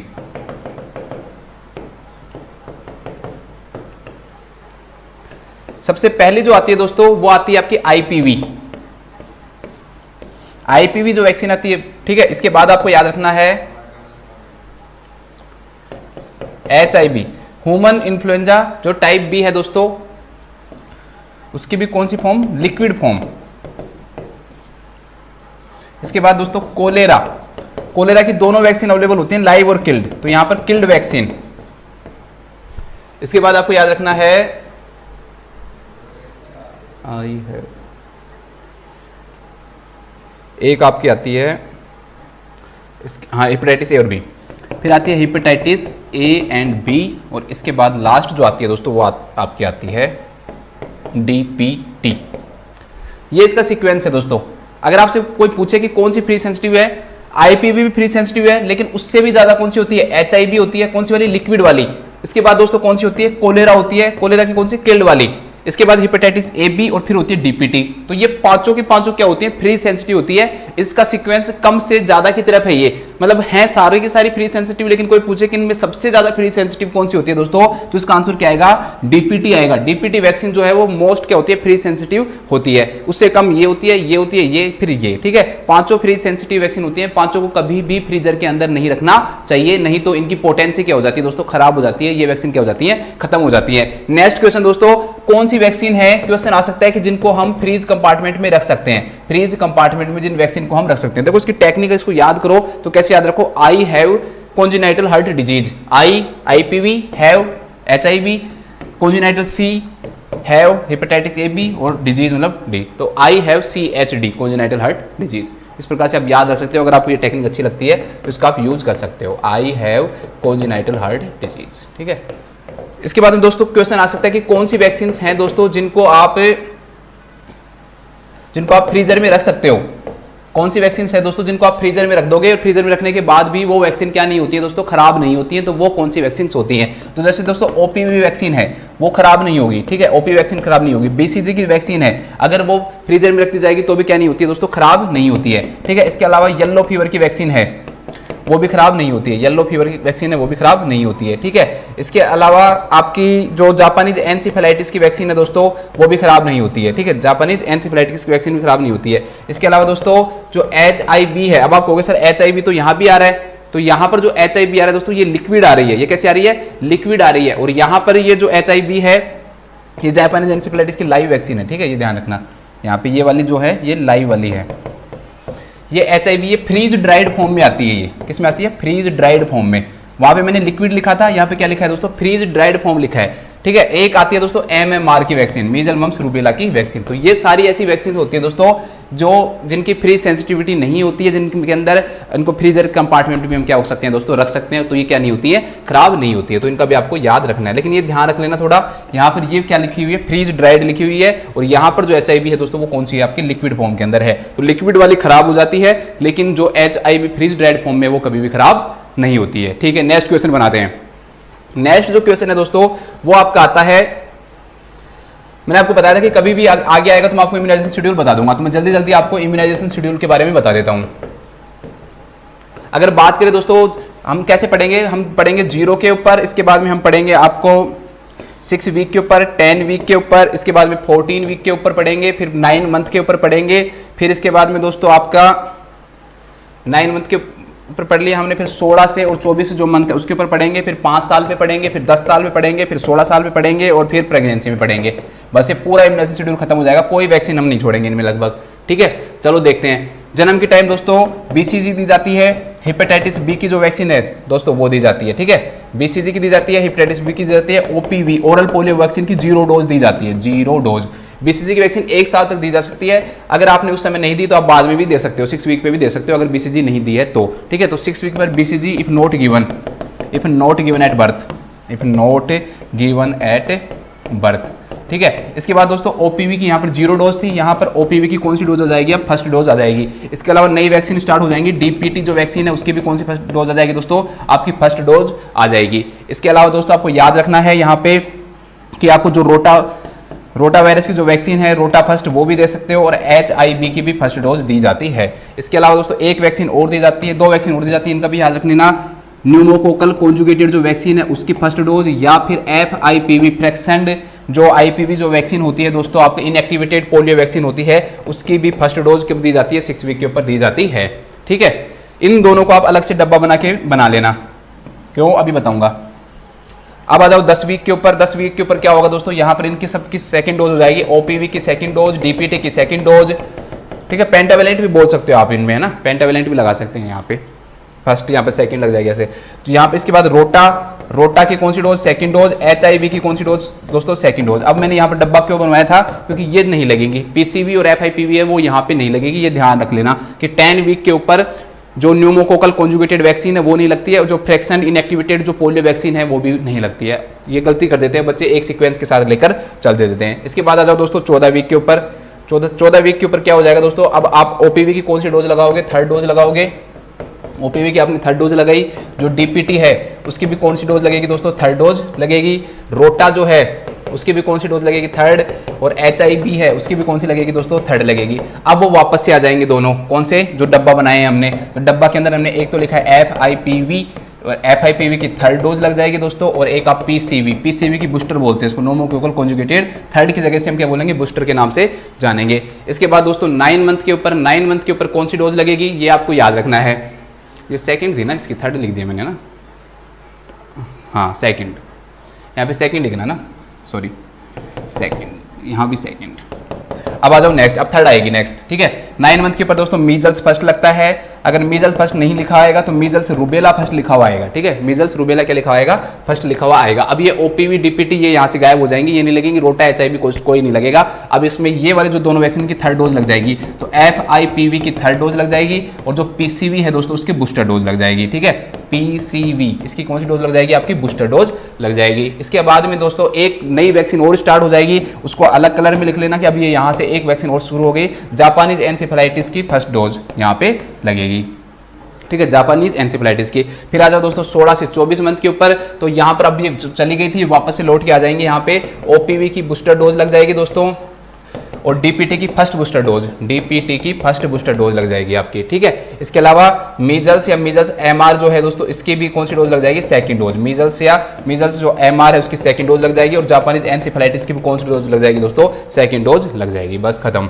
इसके बाद आ जाओ नेक्स्ट दोस्तों 5 साल के ऊपर, तो यहाँ पर DPT मैंने फर्स्ट लिखा है, लेकिन OPV में सिर्फ एक ही लिखा है, कोई बूस्टर डोज नहीं लिखा, इसलिए DPT की कौन सी डोज लग जाएगी आपकी, DPT की सेकंड डोज, या DPT booster second, DPT booster second. ठीक है, ये DPT बूस्टर फर्स्ट है, ये है ना, अब B1 का मतलब बूस्टर फर्स्ट। ठीक है, DPT की बूस्टर फर्स्ट है, यहाँ पर DPT की कौन सी बूस्टर सेकंड आ गई। 10 साल के ऊपर TT लगता है, 16 साल के ऊपर भी क्या लगता है, TT लगता है। प्रेग्नेंट जो लेडी है दोस्तों उसके अंदर आप कभी भी जैसे ही प्रेगनेंसी कंफर्म हो TT दे सकते हो, या आजकल TD भी दी जाती है। ठीक है, उसकी फर्स्ट डोज। इसके बाद में 1 महीने के बाद, 1 मंथ के बाद दोस्तों TT की सेकंड या TD की सेकंड डोज दी जाती है।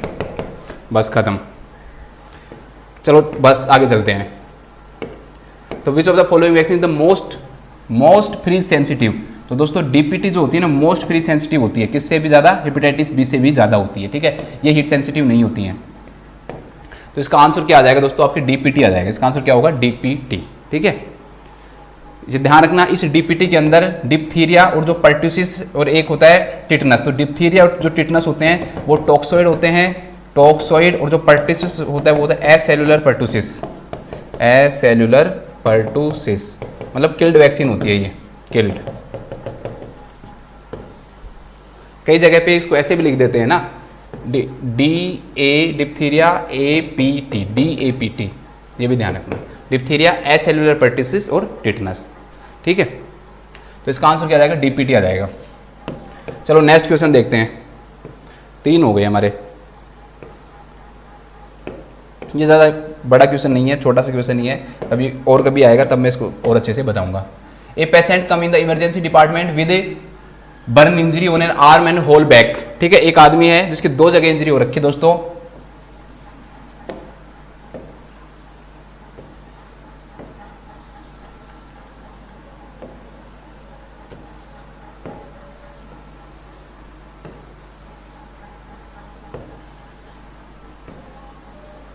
ये कोई पर्सन है, अब बता रहा है कि 2 जगह इंजरी उसकी, 1 आर्म एंड होल बैक। ठीक है, एक आर्म के ऊपर है और एक होल बैक, मतलब पीछे की तरफ बैक है। ठीक है, बैक है वो, ठीक है, बैक, और 1 आर्म है, एक हाथ है जो कि पूरा का पूरा है, और एक पूरी क्या है दोस्तों, बैक बैक है, आगे से नहीं है। तो उसका ये पूछ रहा है कि उसका जो रूल ऑफ 9 के अकॉर्डिंग है ना, टोटल बॉडी जो सरफेस एरिया है वो कितना होगा। सबसे पहली बात, रूल ऑफ 9 किसने दिया है, रूल ऑफ 9 अलेक्जेंडर वोलेस ने दिया है ये फॉर्मूला, अलेक्जेंडर वोलेस, क्या नाम है, अलेक्जेंडर वोलेस नाम इनका, इन्होंने ये फॉर्मूला दिया है। ठीक है, तो इसके अंदर कितना सरफेस एरिया होगा ये पूछ रहा है आपसे ये। तो दोस्तों ध्यान रखना, पैर 9 + 9 होता है, ये भी 9 + 9 होता है। 9 का मतलब क्या होता है दोस्तों, आपको इस तरीके से याद रखना है, हम गलती कर देते हैं सीधा 18 लिख लेते हैं, वो गड़बड़ हो जाती है। 9 + 9 का मतलब क्या हुआ दोस्तों, 9 आगे की साइड से एंटीरियर और 9 किसकी साइड से, पोस्टीरियर साइड से। तो एक पैर पूरा 18% का होता है, लेकिन एंटीरियरली 9 होता है, पोस्टीरियरली क्या होता है दोस्तों, 9 होता है। इसी प्रकार 9 एंटीरियरली होता है और 9 क्या होता है, पोस्टीरियर होता है।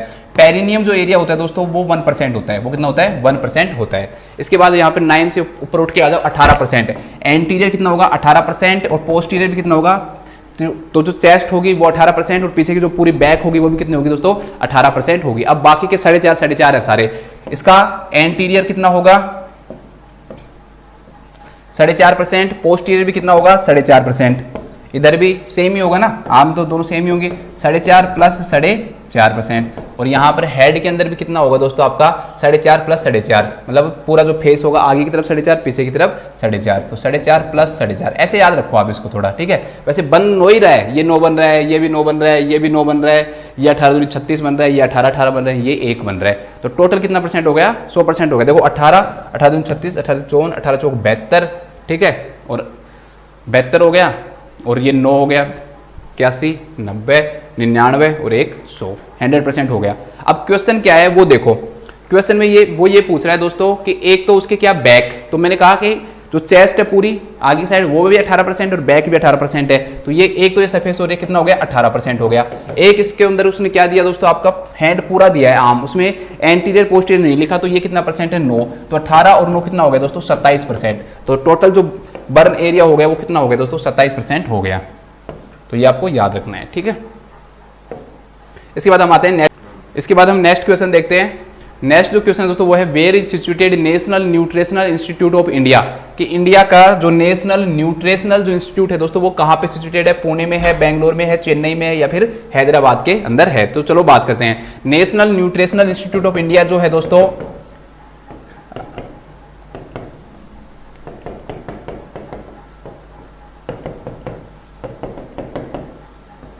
ये वो इंस्टीट्यूट है इंडिया का, जो इंस्टीट्यूट क्या करता है दोस्तों, इंडिया के लिए जितनी भी जो डाइट होती है उनका आरडीए बनाता है, ठीक है।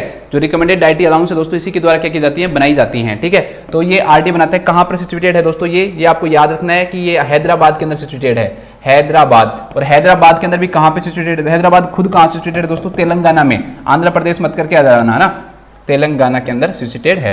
ये ध्यान रखना आपको कि ये कहाँ पे सिचुएटेड है दोस्तों, तेलंगाना। तेलंगाना की क्या है, ये कैपिटल है हैदराबाद। कब सिचुएटेड हुआ था दोस्तों, ये 1918 के अंदर, 1918 याद रख लेना, 1918 के अंदर क्या हुआ था, ये स्टैब्लिश्ड हुआ था। कब स्टैब्लिश्ड हुआ था, 1918 के अंदर स्टैब्लिश हुआ था। कुछ इंस्टीट्यूट और देख लेते हैं दोस्तों जिनसे रिलेटेड एग्जाम में क्वेश्चन दोस्तों पूछा जा सकता है। तो एक इंस्टीट्यूट है दोस्तों Indian council of medical research, Indian council of medical research, ICMR, बहुत इंपॉर्टेंट है। हो सकता है कि अगले एग्जाम में आपको इस इंस्टीट्यूट के बारे में पूछ ले। तो इंडियन काउंसिल ऑफ मेडिकल जो रिसर्च है दोस्तों वो कहाँ पे, ICMR बोलते हैं इसको हम, ICMR कहाँ पे सिचुएटेड है दोस्तों, ये दिल्ली के अंदर सिचुएटेड है, दिल्ली। इसके बाद में पूछ सकता है दोस्तों all India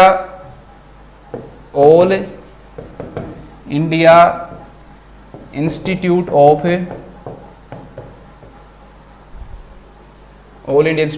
communicable disease, all India institute of communicable disease दोस्तों ये भी पूछ सकता है। तो इसका आंसर भी क्या आएगा दोस्तों, दिल्ली आएगा, दिल्ली।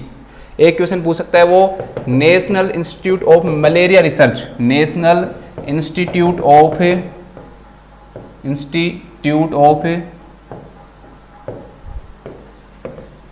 मलेरिया रिसर्च, कि मलेरिया की रिसर्च की जो इंस्टीट्यूट है दोस्तों वो कहाँ पे है, तो वो भी कहाँ पे है, आपके दिल्ली के अंदर है, दिल्ली। ठीक है, 3 मैंने आपको दिल्ली बताए हैं। और पढ़ते हैं national tuberculosis institute,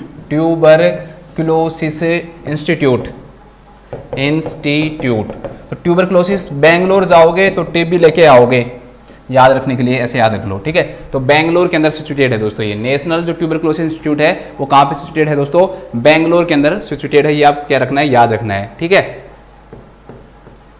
Indian cancer research institute, Indian cancer research institute, ICRI institute, Mumbai जाओगे तो कैंसर लाओगे, मुंबई। ठीक है, याद रख लेना। इंडियन कैंसर जो रिसर्च इंस्टीट्यूट है दोस्तों वो कहाँ पे सिचुएटेड है, आपका मुंबई में सिचुएटेड है। तो ये भी क्वेश्चंस आपको पूछ सकता है। ठीक है, इसके अलावा पूछ सकता है all India institute of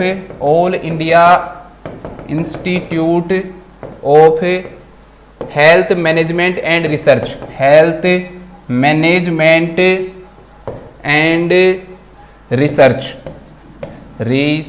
Jaipur में सिचुएटेड है। कहाँ सिचुएटेड है, जयपुर में। इसके अलावा एक दे सकता है आपको दोस्तों, क्या दे सकता है, national institute of occupational health,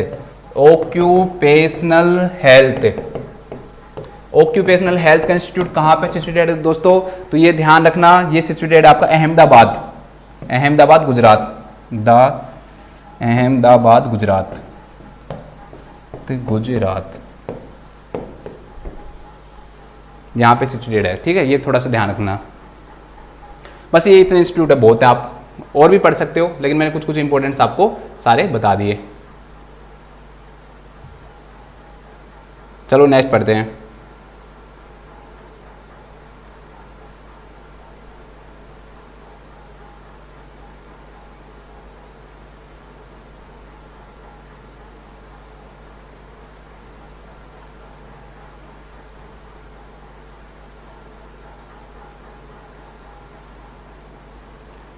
next question देखते हैं दोस्तों, बहुत अच्छा क्वेश्चन है, कई सारे क्वेश्चन बनेंगे इससे।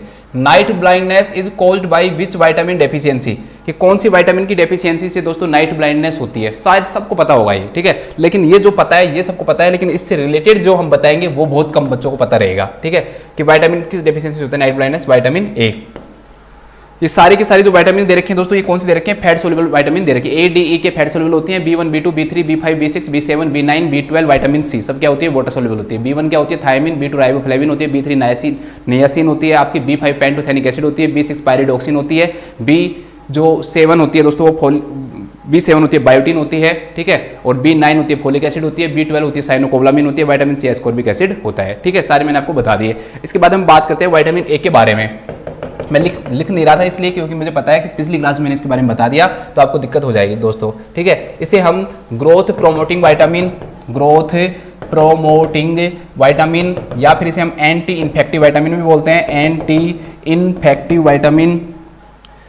विटामिन या night blindness vitamin, night blindness vitamin, ठीक है। Growth promoting vitamin, anti infective vitamin या नाइट ब्लाइंडनेस विटामिन भी बोलते हैं। इसके बाद में दोस्तों ध्यान रखना है कि ये जो विटामिन होती है विटामिन ए, ये एक एंटीऑक्सीडेंट भी होती है। एंटीऑक्सीडेंट वो मॉलिक्यूल्स होते हैं जो उन फ्री रेडिकल्स का क्या नहीं होने देते, ऑक्सीडेशन नहीं होने देते। फ्री रेडिकल्स वो मॉलिक्यूल्स होते हैं जो हमारी बॉडी के लिए हार्मफुल होते हैं। अगर उनका ऑक्सीडेशन हो जाए तो वो बॉडी के लिए क्या खोज करते हैं दोस्तों, बॉडी के अंदर हार्मफुल कोई भी केमिकल्स क्या करते हैं, रिलीज करते हैं, जैसे कैंसर लाइक डिजीज हो सकती हैं। तो एंटीऑक्सीडेंट का मतलब उनके ऑक्सीडेशन को रोकने वाले एजेंट। तो विटामिन सी ए, विटामिन सी और विटामिन ई, ध्यान रखना तीनों के तीनों क्या होते हैं, एंटीऑक्सीडेंट होते हैं, ये याद रख लेना। क्वेश्चन दोस्तों, क्वेश्चन आता है कि विटामिन जो ए है उसका केमिकल नेम क्या है, रेटिनॉल, याद रखना रेटिनॉल। क्वेश्चन आता है इसका प्रीकर्सर क्या है, कि किस चीज से फॉर्मेशन होता है रेटिनॉल का, आंसर आएगा बीटा कैरोटीन। किससे, बीटा कैरोटीन क्या बनाता है दोस्तों, रेटिनॉल बनाता है। क्वेश्चन आएगा दोस्तों नेक्स्ट कि अब देखो ये बहुत इंपॉर्टेंट है, ध्यान रखना, ठीक है।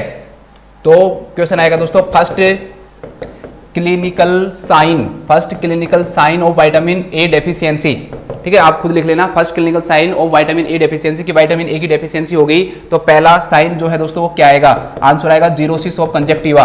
कंजक्टिवा जो है दोस्तों उसकी क्या हो जाएगी, ड्राइनेस हो जाएगी। आपको बहुत सिंपल लग रहा होगा, लेकिन जब ऑप्शन में लिखा होता है ना xerosis of conjunctiva, xerosis of cornea, तो आप क्या हो जाते हो, कंफ्यूज हो जाते हो। तो ये ध्यान रखना है, आपने कंजक्टिवा लिखा है, मैंने कॉर्निया नहीं लिखा, ठीक है। क्वेश्चन आएगा दोस्तों नेक्स्ट, फर्स्ट आप सिंपल पढ़ लेते हो कि नाइट ब्लाइंडनेस होता है, आजकल ये क्वेश्चन नहीं आएंगे, डिटेल में आने लग जाएंगे क्वेश्चन, ठीक है। तो ऐसे क्वेश्चन पढ़ो जो बहुत ज्यादा उससे रिलेटेड हो। तो फर्स्ट क्लिनिकल सिम्टम पूछे, फर्स्ट क्लिनिकल सिम्टम, भाई सिम्टम तो पेशेंट को पता होगा ना कि उसे दिख रहा है या नहीं दिख रहा, तो वो खुद बताएगा। तो फर्स्ट क्लिनिकल सिम्टम पूछे दोस्तों वो क्या आएगा, नाइट ब्लाइंडनेस। जो हम देखकर बता सकते हैं वो क्या है, साइन है। हम देख सकते हैं कि भाई जो उसकी कंजक्टिवा क्या हो रही है, ड्राई हो रही है, इसलिए वो साइन हो गया। नाइट ब्लाइंडनेस खुद पेशेंट ही बता सकता है हमें, तो वो क्या हो गया दोस्तों, सिम्टम हो गया। क्वेश्चन दोस्तों मोस्ट स्पेसिफिक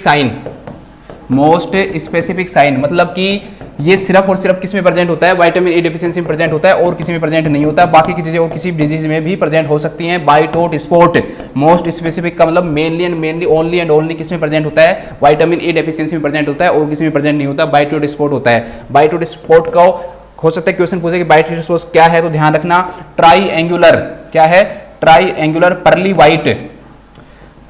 वाइट या फिर येलो फोम के जैसे फोम होता है ना, फोमी स्पॉट ऑन कंजक्टिवा, आंखों की जो कंजक्टिवा है दोस्तों उसके ऊपर क्या बन जाते हैं, पर्ली व्हाइट कलर के या येलो कलर के फोमी जैसे स्पॉट बन जाते हैं कंजक्टिवा के ऊपर, और जिसकी शेप कैसी होती है, ट्रायंगुलर होती है। उसे हम किस नाम से जानते हैं, बाइटोट स्पॉट के नाम से जान सकते हैं। क्वेश्चन में ऑप्शन सीधा दे देगा, वो pearly white yellow foamy spots on conjunctiva are known as conjunctiva xerosis of conjunctiva कहलाता है, या फिर बाइटोट स्पॉट कहलाता है, जीरोसिस ऑफ कॉर्निया कहलाता है, कुछ भी दे देगा, वो ध्यान रखना आपको ये, ठीक है। नेक्स्ट क्वेश्चन, लास्ट क्वेश्चन इसमें कि कौन सा सिम्टम है दोस्तों जो कि मेडिकल इमरजेंसी होता है, मेडिकल इमरजेंसी होता है। तो ध्यान रखना, अगर किसी भी पेशेंट को किरेटोमेलेसिया हो गया, ठीक है, किरेटोमेलेसिया का मतलब क्या होता है दोस्तों, लिक्विफिकेशन ऑफ द आई का क्या हो जाए दोस्तों, लिक्विफिकेशन हो जाए। लिक्विफिकेशन अगर आई का स्टार्ट हो गया, किरेटोमेलेसिया स्टार्ट हो गया, मेडिकल इमरजेंसी है, पेशेंट को जब देखने की जरूरत है दोस्तों, उसको इमरजेंसी ट्रीटमेंट की जरूरत है, हम वेट नहीं कर सकते हैं बिल्कुल भी। तो किरेटोमेलेसिया का भी आपको क्या रखना है दोस्तों, ध्यान रखना है। इसके बाद दोस्तों क्वेश्चन आएगा आरडीए के बारे में, बहुत ध्यान से देखना, बहुत इंपॉर्टेंट है। तो ध्यान रखना, आरडीए आपको याद रखना है, 1 साल से कम का याद रखना है, 1 से 7 साल का याद रखना है, फिर 7 साल से ज़्यादा का, एडल्ट तक बिल्कुल, ठीक है।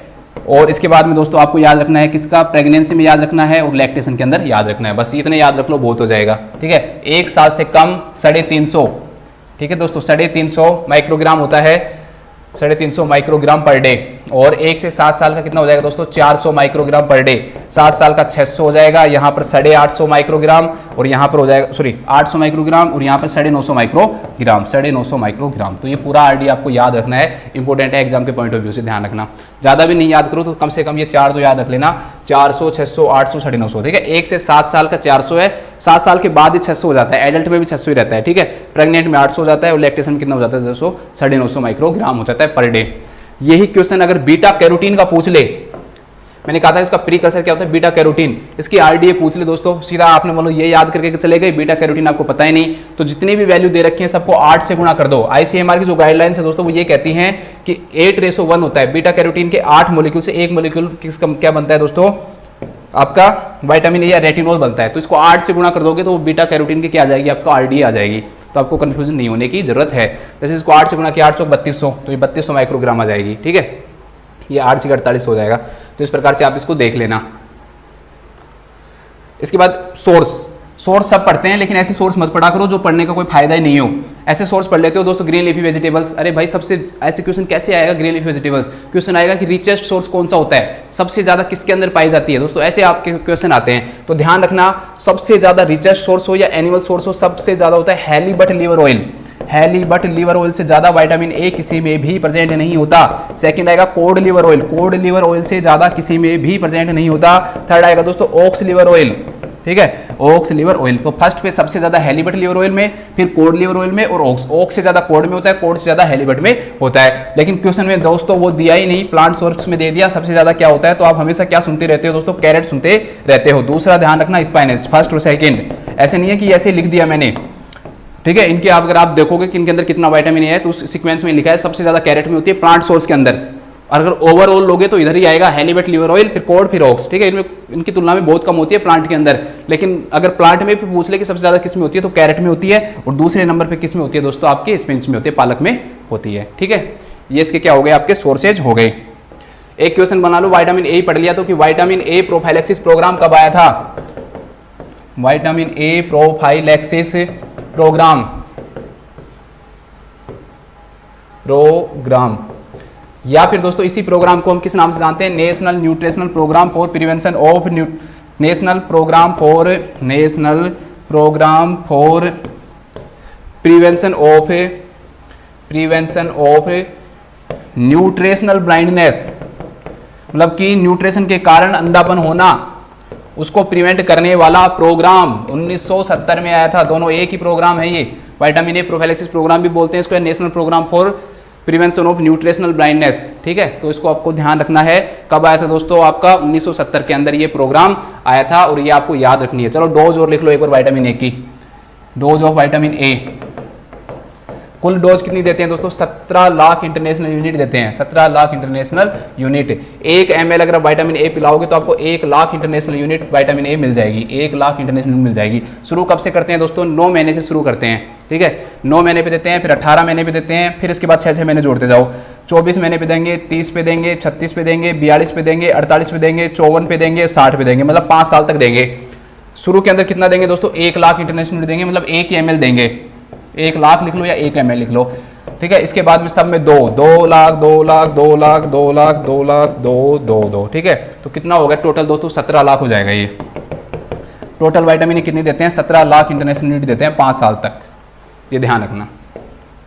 चलो वापस आ जाते हैं अब। तो इसका आंसर हो जाएगा विटामिन ए, बताने की जरूरत नहीं है।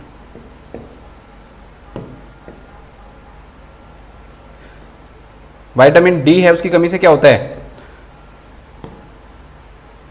ठीक है, विटामिन जो डी है दोस्तों, इसकी कमी से क्या होता है, आपका रिकेट्स होता है बच्चों के अंदर। कल की क्लास में अच्छे से पढ़ा था। और एडल्ट के अंदर क्या होता है दोस्तों, ऑस्टियोमेलाइसिस होता है। विटामिन ई है, उसकी कमी से स्टेरिलिटी की प्रॉब्लम होती है। और विटामिन के ब्लीडिंग डिसऑर्डर से रिलेटेड है। ठीक है, आपको सर ये ऑप्शन नहीं बताए, तो सारे ऑप्शन पता होने चाहिए। चलो नेक्स्ट क्वेश्चन, बहुत अच्छा क्वेश्चन है।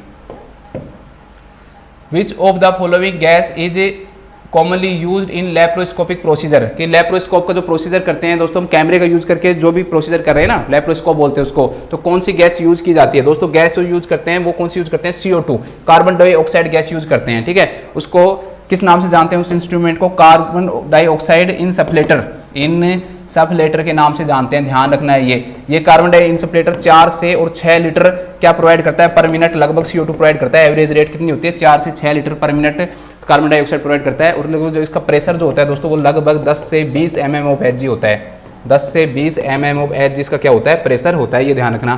कार्बन डाइऑक्साइड क्यों देते हैं दोस्तों, देखो लैप्रोस्कोपिक प्रेशर में क्या होता है कि हम लैप्रोस्कोप की सहायता से क्या करते हैं, अंदर कार्बन डाइऑक्साइड देते हैं। कार्बन डाइऑक्साइड देने का फायदा क्या होता है कि वो एक्चुअली में क्या करता है दोस्तों, न्यूमोपेरिटोनियम कोज करता है। न्यूमोपेरिटोनियम का मतलब क्या होगा कि वहां पर एयर फिल कर देता है। एयर फिल होने से क्या होगा, जो पेरिटोनियम जो कैविटी है ना, पेरिटोनियम जो लेयर है वो क्या हो जाएगी, जो ऑर्गन से चिपकी हुई होती है ना, वो ऊपर उठ जाती है। तो हमें जो ऑर्गन्स जो होते हैं दोस्तों, वो अच्छी तरह से क्या होने लग जाते हैं, दिखने लग जाते हैं। तो बेटर विजुअलाइजेशन प्रोवाइड कराता है ये आपको। ठीक है, तो CO2 से क्या होता है, पहले उसकी बात करते हैं। एक आप अभी जाके नेट के ऊपर ये देखोगे, इसकी जो पिक्चर है ना वो देखोगे कार्बन डाइऑक्साइड इंसुलेटर की। क्यों? एग्जाम क्वेश्चन आ जाएगा, वो पिक्चर दे देगा, पूछ लेगा कि ये क्या चीज़ है, तो आपको पता होना चाहिए क्या है। ठीक है, तो वो जरूर देखना। फिर इसके बाद हम बात करते हैं कि CO2 क्यों यूज करते हैं। तो कार्बन डाइऑक्साइड जो होता है ना दोस्तों, ये यूज करता है क्योंकि ये बेटर विजुअलाइजेशन प्रोवाइड कराता है ऑर्गन्स का, बेटर विजुअलाइजेशन ऑफ ऑर्गन। ठीक है, जो अंदर के जो ऑर्गन्स हो उनके किस तरीके से, टेक्निक क्या होती है, ये क्वेश्चन आ सकता है। न्यूमोपेरिटोनियम क्या खोज करता है दोस्तों? ये न्यूमोपेरिटोनियम खोज करता है। अब क्वेश्चन ये आएगा कि दोस्तों कार्बन डाइऑक्साइड ही क्यों यूज करते हैं और कोई सी गैस क्यों नहीं यूज करते? कई सारे कारण हैं दोस्तों। एक तो ये क्या होती है, कलरलेस होती है। तो कलर, किसी भी गैस का अगर कलर नहीं है तो उसको दिखाने में क्या रहती है, वो थोड़ा सा सही होती है, हमें प्रॉब्लम नहीं होती है। ठीक है, दिखने में दिक्कत नहीं आती है। तो कलरलेस हो गई, क्योंकि मान लो कलर होगा तो फिर वो जो ऑर्गन्स आएंगे वो हमें दिखेंगे ही नहीं, इसलिए कलरलेस का क्या होता है, फायदा होता है। एक दोस्तों ये ज़्यादा महंगी नहीं होती, तो इनएक्सपेंसिव होती है, इसलिए भी यूज करते हैं। एक कार्बन डाइऑक्साइड जो होती है सबसे मोस्ट काम, जो इसका जो खोज आप अगर एक ऑप्शन में दो तो मोस्ट एब्जॉर्बल होती है ये, मतलब इसका एब्जॉर्प्शन जो होता है ना दोस्तों वो बहुत ज़्यादा होता है। एब्जॉर्प्शन ज़्यादा होने का फायदा क्या है ये बताओ। अगर आपने मान लो एयर दे दी और एयर का एब्जॉर्प्शन नहीं हुआ, और अगर वो जो ब्लड वेसल्स उनमें चली गई, तो क्या कोज कर सकती है, एम्बोलिज्म कोज कर सकती हैं। तो इसका जो एब्जॉर्प्शन जो है ना दोस्तों वो ज़्यादा होने के कारण एम्बोलिज्म के जो चांसेस होते हैं दोस्तों वो क्या हो जाते हैं, कम हो जाते हैं। एब्जॉर्प्शन चांसेस क्या हो जाते हैं, कम हो जाते हैं। इसलिए भी हम इसको क्या करते हैं दोस्तों, यूज करते हैं। ठीक है, ये सही कई सारे रीजन है जिसके कारण हम जो कार्बन डाइऑक्साइड उसको यूज करते हैं। चलो हमने पढ़ लिया, इस क्वेश्चन को ध्यान रख लेना बस। एक दो चीज़ ये देख लेना। चलो नेक्स्ट क्वेश्चन देखते हैं।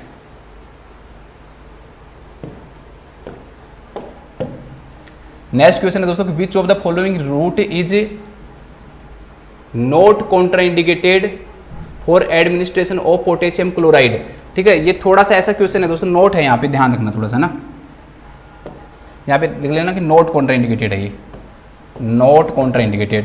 ये थोड़ा सा ऐसा क्वेश्चन है दोस्तों। अब ये एक्चुअली मेमोरी बेस है, तो हो सकता है कि जो ऑप्शन है वो गलत लिखा दिए गए हों, या आपको पता होगा, लेकिन इसका जो आंसर मैं अपने तरीके से आपको बताऊंगा कि क्या होगा। ये इसमें ये पूछ रहा है कि कोई भी पेशेंट है दोस्तों, उसको हम पोटेशियम क्लोराइड दे रहे हैं, पोटेशियम क्लोराइड एडमिनिस्ट्रेशन कर रहे हैं, तो कौन सा जो रूट है दोस्तों वो कॉन्ट्राइंडिकेटेड नहीं है, कि किस फॉर्म में हम पोटेशियम क्लोराइड नहीं दे सकते हैं। अब इसके देखो वैसे दोस्तों दो आंसर होंगे। हम इसको IV फ्लूइड के अंदर भी दे सकते हैं, और इसको हम जो सेंट्रल लाइन है दोस्तों उससे इन्फ्यूजन के थ्रू भी दे सकते हैं। स्लो इन्फ्यूजन के थ्रू हम सेंट्रल लाइन से भी इसको क्या कर सकते हैं, प्रोवाइड कर सकते हैं। अब इसमें दोनों ही आगे। अब क्या होता है ये सब चीज़ें मैं आपको समझाता हूँ, तब आपको समझ में आ जाएगा। हम बात करते हैं दोस्तों पोटेशियम क्लोराइड की। सबसे पहले हम बात करते हैं पोटेशियम की। पोटेशियम जो होता है दोस्तों मोस्ट अबेंडेंट इंट्रासेलुलर कैटायन होता है, मतलब जो सेल्स है दोस्तों उनके अंदर पाया जाने वाला इंट्रासेलुलर कैटायन का मतलब क्या हो गया दोस्तों, कि जो पॉजिटिव जो आयंस वाले होते हैं वो कैटायन कहलाते हैं। सेल के अंदर ज्यादा पाया जाता है ये ब्लड की तुलना में, क्योंकि ब्लड में पाया जाएगा तो एक्स्ट्रा सेलुलर हो जाएगा, तो ब्लड के अंदर नहीं पाया जाता, ज्यादा अमाउंट के अंदर ये पाया जाता है, लेकिन बहुत कम अमाउंट के अंदर पाया जाता है। कितनी कम अमाउंट अभी बताऊंगा, लेकिन मेन किस में पाया जाता है दोस्तों, ये सेल्स के अंदर पाया जाता है। तो कोई पूछे कि मोस्ट अबेंडेंट मतलब सबसे ज्यादा मात्रा में पाया जाने वाला इंट्रासेलुलर जो कैटायन होता है वो दोस्तों कौन सा होता है, तो पोटेशियम। और एक्स्ट्रा सेलुलर कौन सा होता है, सोडियम। ठीक है, कौन सा होता है, सोडियम होता है, ध्यान रखना। जैसे सेल के अंदर दोस्तों ये 150 मिली इक्विवेलेंट पर लीटर होता है। ये कितना होता है, 150 मिली इक्विवेलेंट पर लीटर होता है किसके अंदर, सेल्स के अंदर। लेकिन एक्स्ट्रा सेलुलर मतलब ब्लड के अंदर जो इसकी अमाउंट होती है वो बहुत ही कम होती है। कितनी होता है, 3.5 मिली इक्विवेलेंट। कुछ बुक्स में 5.1 भी लिखा हुआ है, ध्यान रखना, लेकिन आप इतना याद रख लो 3.5 to 5 milliequivalent per litre क्या पाया जाता है दोस्तों, ये ब्लड के अंदर पाया जाता है। तो ये अमाउंट बहुत कम हो गई। सेल के अंदर देखो 150 है, यहाँ पर 3.5 से 5 ही है, तो इसलिए सेल के अंदर ज्यादा अमाउंट में पाया जाता है, यहाँ पर क्या पाया जाता है, कम अमाउंट के अंदर ये पाया जाता है। इसके बाद में ध्यान रखना कि पोटेशियम जो क्लोराइड जो होता है ना दोस्तों, इसकी जो नॉर्मल जो डोज होती है, नॉर्मल डोज जो होती है दोस्तों कितनी डोज से दे सकते हैं हम, तो ये बहुत स्लोली दिया जाता है। ध्यान रखना, कभी भी इसको हम IM नहीं दे सकते, कभी भी हम इसको सबक्यूटेनियस नहीं दे सकते, कभी भी हम इसको IV बोलस नहीं दे सकते, मतलब एकदम से फास्ट नहीं दे सकते, IV पुश फास्ट एकदम से तेज नहीं दे सकते। इनमें से कोई भी कंडीशन में हमें नहीं दे सकते। इनको बोलस भी नहीं दिया जा सकता, पुश भी नहीं दिया जा सकता, IM भी नहीं दिया जा सकता, सबक्यूटेनियस भी। इसको हम IV देंगे दोस्तों। IV भी कैसे देंगे, हम इसको स्लोली देंगे। IV भी कैसे देते हैं दोस्तों, स्लोली देते हैं। कितना स्लोली देते हैं, तो नॉर्मल जो हम इसको स्लोली देते हैं दोस्तों 5 से और 10 मिली इक्विवेलेंट पर आवर तक ही दे सकते हैं हम इसको, पर आवर HR। ठीक है, 1 घंटे के अंदर हम कितनी डोज दे सकते हैं, 5 से और 10 मिली इक्विवेलेंट पर आवर दे सकते हैं। इसको हम जो रिकमेंडेड कहलाता है कि भाई इतना देना चाहिए। ठीक है, ये क्या है दोस्तों, रिकमेंडेड होता है KCL।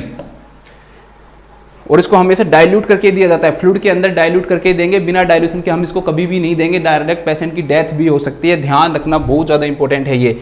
इसके बाद दोस्तों ध्यान रखना है, फिर भी अगर आपको मैक्सिमम देना है, ज़्यादा देना है, मान लो कि मैं तो 5 से 10 से ज़्यादा दूंगा, तो मैक्सिमम से मैक्सिमम भी दोस्तों देखो, मैंने नॉर्मल आपको 5 से 10 बताया, मैक्सिमम से मैक्सिमम भी ये 10 से 20 दिया जा सकता है, 10 से 20 मिली इक्विवेलेंट पर आवर दिया जा सकता है। लेकिन ध्यान रखना, जब भी आप 10 से 20 दे रहे हो उस समय पेशेंट की कार्डियक मॉनिटरिंग बहुत ज़्यादा जरूरी है, कार्डियक मॉनिटरिंग बहुत ज़्यादा जरूरी है। आपको पेशेंट का ईसीजी, जो ईसीजी लाइन है उस चालू रहनी चाहिए उस पेशेंट की। क्यों? क्योंकि उसके अंदर सिम्टम्स आ सकते हैं, कार्डियक प्रॉब्लम्स क्या हो सकती हैं दोस्तों, कोज हो सकती हैं। कार्डियक प्रॉब्लम कोज होंगी तो उसमें क्या होगा, हाइपरकैलेमिया के साइन आते हैं मेनली। क्यों? पोटेशियम ज़्यादा दोगे तो हाइपरकैलेमिया होगा। तो ईसीजी चेंजेस में आपको क्या देखने को मिलेगा दोस्तों, फ्लैट पी वेव देखने को मिलेगा, फ्लैट पी वेव, और जो टोल टी वेव, टोल या पीक्ड टी वेव देखने को मिलता है, टी वेव। ठीक है, इसलिए पेशेंट को 5 से 10 तक देंगे हम, बिना कार्डियक मॉनिटर के भी दे सकते हैं। लेकिन दोस्तों अगर 10 से 20 दे रहे हो, 20 से ज़्यादा तो किसी कंडीशन में भी नहीं देंगे, 20 से ज़्यादा तो देंगे नहीं हम, 10 से 20 देंगे हम, तो भी हमें पेशेंट को किस पे रखना जरूरी है दोस्तों, कार्डियक मॉनिटरिंग पे रखना क्या होता है दोस्तों, जरूरी होता है। कार्डियक मॉनिटरिंग पे रखना क्या होता है, जरूरी होता है। ठीक है, जिस भी फ्लूइड में आप दे रहे हो, जिस भी फ्लूइड में आप केसीएल दे रहे हो, उसको अच्छे से लेबल जरूर करना। उसको क्या करोगे आप, लेबल करोगे। नर्स को ये जरूर ध्यान रखना है कि उस पर लिखोगे आपके भाई इसके केसीएल चल रहा है, इस रेट से चल रहा है। क्यों? क्योंकि गलती से कोई फ्लूइड दूसरा स्टाफ आ जाए, दूसरे डॉक्टर आ जाए, उसको क्या कर दे, फास्ट कर दे, उसको लगे कि नॉर्मल सलाइन है। ठीक है, तो ये ध्यान रखना है कि जो भी केसीएल कभी भी दोगे तो उसको लेबल करना क्या है, बहुत ज़्यादा जरूरी है, लेबल करना जरूरी है, ध्यान रखना। इसके अलावा दोस्तों ध्यान रखना कि कोशिश करो कि इसको हमें, अब इस क्वेश्चन का जो आंसर हूं मैं लाता हूं। ठीक है, इसको हम पेरिफेरल कैन्युला से भी दे सकते हैं, पेरिफेरल कैन्युला से भी दे सकते हैं, और सेंट्रल लाइन से भी दे सकते हैं, सेंट्रल लाइन। ठीक है, पेरिफेरल जब कैनुला से जब हम इसको देते हैं दोस्तों, तो ध्यान रखना कि कुछ चांसेस होते हैं कि उसको क्या हो सकता है, फेल्बाइटिस हो सकता है, इन्फ्लामेशन ऑफ वेन हो सकता है। इसलिए ज़्यादा प्रेफर्ड, अगर दोनों में से आपके पास दोनों ऑप्शन है तो मोस्ट प्रेफर्ड आप क्या करोगे दोस्तों, उसको आप सेंट्रल लाइन मोस्ट प्रेफर्ड करोगे। क्या प्रेफर्ड करोगे, most central line. Central line ज़्यादा प्रेफर्ड की जाएगी as compare to peripheral cannula, ये भी आपको याद रखना है। इसलिए इस क्वेश्चन के अंदर जो ऑप्शन जो दे रखे हैं ना दोस्तों, इसमें देखो ये तो वैसे ही चला गया, बोलस फॉर्म में कभी भी नहीं लगाएंगे, आईएम फॉर्म में कभी भी नहीं लगाएंगे। ठीक है, अब दे रखा है आईवी फ्लूइड में देना और सेंट्रल लाइन, तो मेरे को इसके अकॉर्डिंग सेंट्रल लाइन वाला जो ऑप्शन है वो ज्यादा बेटर लग रहा है यहाँ पे, कि इन्फ्यूजन जो है वो हम सेंट्रल लाइन से देंगे, न कि हम आईवी फ्लूइड दे रखा है। ठीक है, लेकिन इसमें लाइन नहीं लिखी हुई है कि किस लाइन में देंगे। ठीक है, और जो फ्लूइड जो यूज किया जाता है वो नॉर्मल सलाइन यूज किया जाता है। कौन सा फ्लूइड यूज किया जाता है दोस्तों, नॉर्मल सलाइन, ये भी ध्यान रखना। ठीक है, तो इन्फ्यूजन देते हैं किसके थ्रू देते हैं, सेंट्रल लाइन के थ्रू देते हैं। अब केसीएल देते क्यों हैं, केसीएल इसलिए देते हैं दोस्तों कि पेशेंट को क्या हो सकता है, हाइपोकैलेमिया हो सकता है। पेशेंट को क्या हो सकता है दोस्तों, हाइपोकैलेमिया। तो थोड़ा सा समझो इसको, हाइपोकैलेमिया के बारे में थोड़ा सा समझाता हूं दोस्तों। पोटेशियम का जो नॉर्मल लेवल होता है वो कितना होता है, पोटेशियम का नॉर्मल जो लेवल होता है वो होता है 3.525 मिली इक्विवेलेंट पर लीटर। चलो और किसी का भी लिख लो। सोडियम का पूछे तो कितना आएगा, 135 से लेकर 145 मिली इक्विवेलेंट पर लीटर। अगर दोस्तों आपको कैल्शियम का पूछता है तो 9 से 11 mg पर DL। ठीक है, एनक्लेक्स के अंदर दे रखा है 8.6 से 10 mg पर DL कैल्शियम का, ध्यान रखना। एनक्लेक्स में ये दे रखा है, मुझे पता है। ठीक है, लेकिन आपको ये याद रखना है, 9 से 11 mg पर DL याद रखना है। इसके अलावा दोस्तों आपको दे सकता है वो मैग्नीशियम का 1.6 से 2.6 mg मिलीग्राम पर DL। इसके अलावा फॉस्फेट का पूछ सकता है 2.7 to 4.5 mg पर DL। ये mg के अंदर है, ये मिली इक्विवेलेंट के अंदर है, ध्यान रखना। ठीक है, तो इन पांचों का ध्यान रखना। इनसे रिलेटेड कोई भी सीधा पूछ लेगा कि कितना नॉर्मल लेवल होता है। अब पोटेशियम का लेवल 3.5 से कम होगा तो क्या कहलाएगा दोस्तों, वो हाइपोकैलेमिया कहलाएगा। लेस देन 3.5 मिली इक्विवेलेंट पर लीटर। कोजेज क्या क्या हो सकता है हाइपोकैलेमिया के कोजेज, हाइपोकैलेमिया कई कारणों से हो सकता है दोस्तों। ठीक है, एक इंपॉर्टेंट बताता हूं, इंसुलिन। अगर आप इंसुलिन की ज्यादा डोज दोगे, हमने वहां पे पढ़ा था ना कि हाइपरकैलेमिया होगा तो क्या देते हैं हम, इंसुलिन देते हैं। तो इंसुलिन क्या करवाता है, कम करवाता है। तो यहाँ पर क्या करवा रहा है, ज्यादा इंसुलिन देने के कारण भी क्या हो सकता है, पेशेंट को हाइपोकैलेमिया हो सकता है। पोटेशियम की क्या हो सकती है दोस्तों, कमी हो सकती है। तो इंसुलिन ज्यादा देने के कारण भी हो सकता है। ठीक है, इसके कारण दोस्तों डाईयूरेटिक्स क्या करती हैं, पोटेशियम का एक्सक्रीशन करवा देती हैं। मेनली पूछे तो कौन सी, तो ओस्मोटिक याद रखना, ओस्मोटिक डाईयूरेटिक्स, ठीक है। इसके अलावा ध्यान रखना दोस्तों कि क्यूसिंग सिंड्रोम के अंदर क्या होता है, सोडियम का रिटेंशन होता है, पोटेशियम का क्या होता है, एक्सक्रीशन होता है, पोटेशियम बाहर निकलता है। कोई भी चीज बाहर निकलेगी तो क्या होगी वो दोस्तों, कम होगी। सेम चीज किसमें होती है, हाइपर एल्डोस्टेरोनिज्म या कौन सिंड्रोम के अंदर होती है, हाइपर एल्डोस्टेरोनिज्म। हाइपर एल्डोस्टेरोनिज्म का मतलब क्या होता है, एल्डोस्टेरोन जो हार्मोन है दोस्तों उसका लेवल क्या हो जाता है, बढ़ जाता है। अगर एल्डोस्टेरोन का लेवल ज्यादा बढ़ गया तो वो सोडियम का रिटेंशन करवाएगा, पोटेशियम का क्या करवाएगा, एक्सक्रीशन करवाएगा। और पोटेशियम का क्या होगा, एक्सक्रीशन होगा। तो उस पोटेशियम के एक्सक्रीशन के कारण भी क्या हो सकता है दोस्तों, हाइपोकैलेमिया हो सकता है। नेक्स्ट है वोमिटिंग एंड डायरिया। दोनों जो इंटेस्टाइनल जो कंटेंट जो होते हैं दोस्तों, और इसके अंदर जो आपके गैस्ट्रिक कंटेंट होते हैं उनके अंदर पोटेशियम ज्यादा पाया जाता है। तो वोमिटिंग हो, डायरिया हो या जीआई सक्शनिंग हो, इन तीनों चीजों के अंदर क्या हो सकता है, पोटेशियम कम हो सकता है। इसके अलावा डाइफोरेसिस, ज्यादा डाइफोरेसिस होने के कारण, ज्यादा पसीने आने के कारण भी पोटेशियम क्या होता है दोस्तों, स्वेटिंग के द्वारा क्या होता है, लॉस होता है। तो इन सब के कारण क्या हो सकता है दोस्तों, हाइपोकैलेमिया हो सकता है। क्वेश्चन में नेक्स्ट पूछ सकता है हाइपोकैलेमिया से रिलेटेड के क्लिनिकल मैनिफेस्टेशन क्या क्या आएंगे। तो बस सिंपल से ध्यान रखो कि जो पोटेशियम जो है ना दोस्तों, ये हमारे मसल्स के लिए जरूरी है, हमारे हार्ट के लिए भी जरूरी है, और हमारे नर्व के लिए भी जरूरी है, ठीक है। मसल्स, हार्ट और नर्व, इन तीनों के लिए पोटेशियम क्या होता है दोस्तों, जरूरी होता है। बस ये चीज समझ गए तो बिल्कुल याद हो जाएगा। हाइपोकैलेमिया होगा तो क्या होगा दोस्तों, मसल्स में वीकनेस होगी। मसल्स क्या होगी दोस्तों, वीकनेस होगी। अगर आपकी मसल्स ही कमजोर हो गई तो आपको क्या होगा दोस्तों, थकावट होगी, फटीग आ जाएगी आपके अंदर। और अगर आपके अंदर फटीग आ गई तो आपके अंदर क्या होगा, मसल्स के अंदर पेन होने लग जाएगा। माइल्जिया कहलाता है ये, ठीक है। क्या कहलाता है, माइल्जिया। इसके अलावा दोस्तों आपकी अगर रेस्पिरेटरी जो मसल्स हैं वो वीक हो गई, सोचो रेस्पिरेटरी जो मसल्स हैं दोस्तों वो वीक हो गई, तो रेस्पिरेटरी मसल्स को वीकनेस होगा तो CO2 को बाहर निकाल पाएगा क्या, नहीं निकाल पाएगा। तो CO2 अगर बाहर नहीं निकलेगा तो क्या होगा दोस्तों, CO2 की अमाउंट ज्यादा होगी। तो इसे हम किस नाम से जानते हैं, हाइपोवेंटिलेशन। से हम किस नाम जानते हैं दोस्तों, हाइपोवेंटिलेशन हो सकता है पेशेंट को।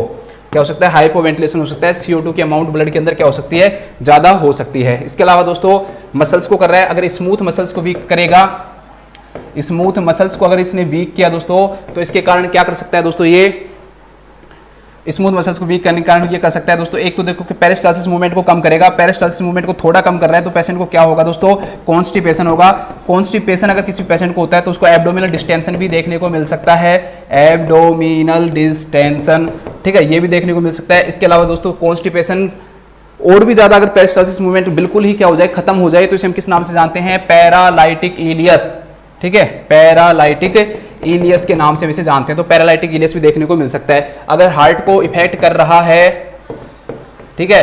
तो दो चीजें याद रख लेना, ECG चेंजेस याद रख लेना बस। एक तो प्रोमिनेंट यू वेव, जो यू वेव है दोस्तों ECG के अंदर वो अच्छे से आ जाती है, अच्छे से दिखाई देने लग जाती है। तो प्रोमिनेंट यू वेव और इन्वर्टेड टी वेव, इन्वर्टेड, उसके अंदर क्या था, हाइपरकैलेमिया में मैंने आपको क्या बताया था कि जब हम पोटेशियम देते रहते हैं, हाइपरकैलेमिया देखते हैं तो पी वेव क्या हो जाती है, टोल हो जाती है। अब यहाँ पर कम हो गया तो क्या हो जाएगी दोस्तों, इन्वर्टेड होगी, नीचे की तरफ आएगी, उल्टी आएगी, तो इन्वर्टेड क्या आती है, टी वेव आती है, ठीक है। बस बहुत है,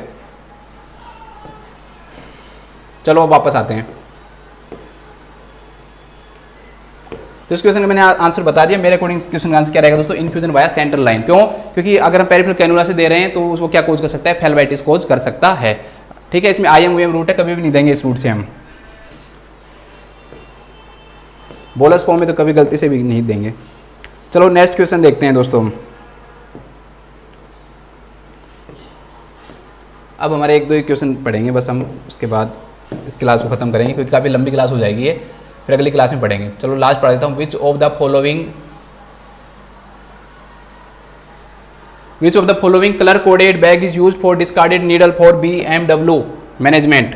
BMW मैनेजमेंट के अंदर जो नीडल है दोस्तों उनको हम डिस्कार्ड करते हैं, वो किसके अंदर करते हैं, तो पंक्चर प्रूफ वाइट कंटेनर जो है दोस्तों उसके अंदर करते हैं। चलो पढ़ते हैं BMW के बारे में। BMW ध्यान रखना, इसके जो बोर्ड है दोस्तों सेंट्रल पोल्यूशन कंट्रोल बोर्ड के अंदर आता है। ये सेंट्रल पोल्यूशन कंट्रोल बोर्ड के अंदर आता है ये, ठीक है। इसकी जो मिनिस्ट्री है हमारी, ये तो बोर्ड है, मिनिस्ट्री, ये बोर्ड खुद किस मिनिस्ट्री के अंडर आता है दोस्तों, तो ministry of the forest environment and climate change,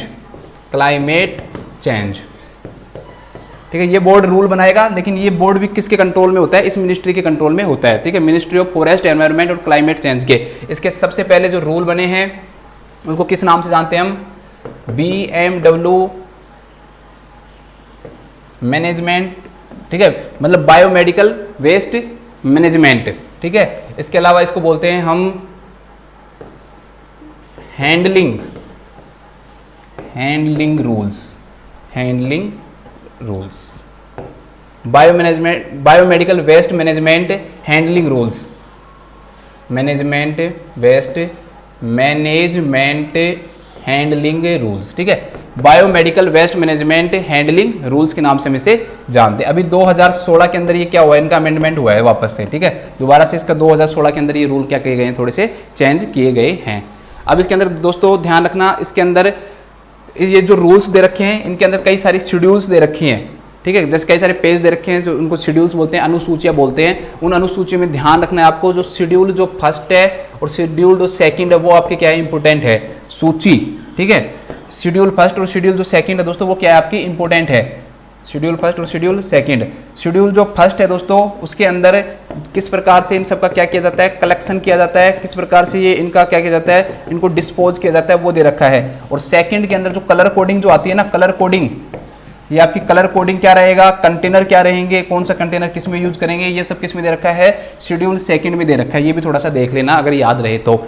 चलो ये चीज़ याद नहीं रहे तो कम से कम इसकी जो कैटेगरी है दोस्तों वो याद रखना। इसकी 10 कैटेगरीज आती हैं। इसके अंदर कितनी कैटेगरीज आती हैं दोस्तों? 10 कैटेगरीज आती है, ये जरूर ध्यान रखना। सबसे पहली जो कैटेगरी आती है दोस्तों वो कौन सी आती है आपकी?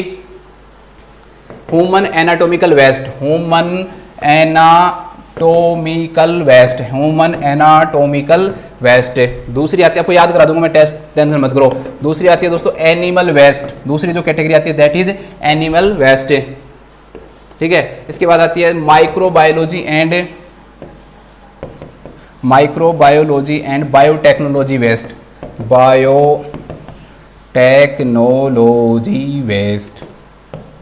माइक्रोबायोलॉजी एंड बायोटेक्नोलॉजी वेस्ट, ठीक है। इसके बाद में आता है आपका शार्प वेस्ट। इसके बाद आता है आपका discarded medicine and cytotoxic waste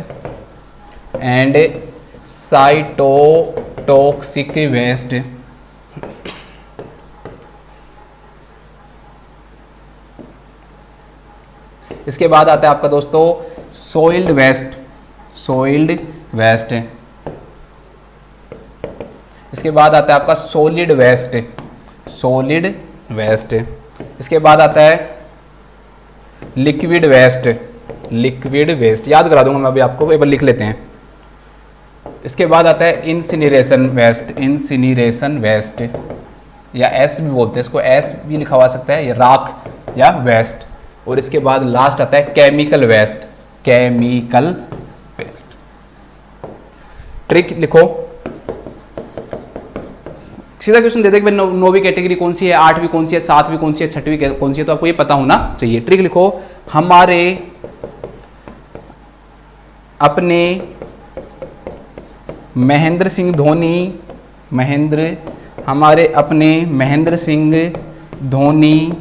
से सुनेंगे LIC के बारे में।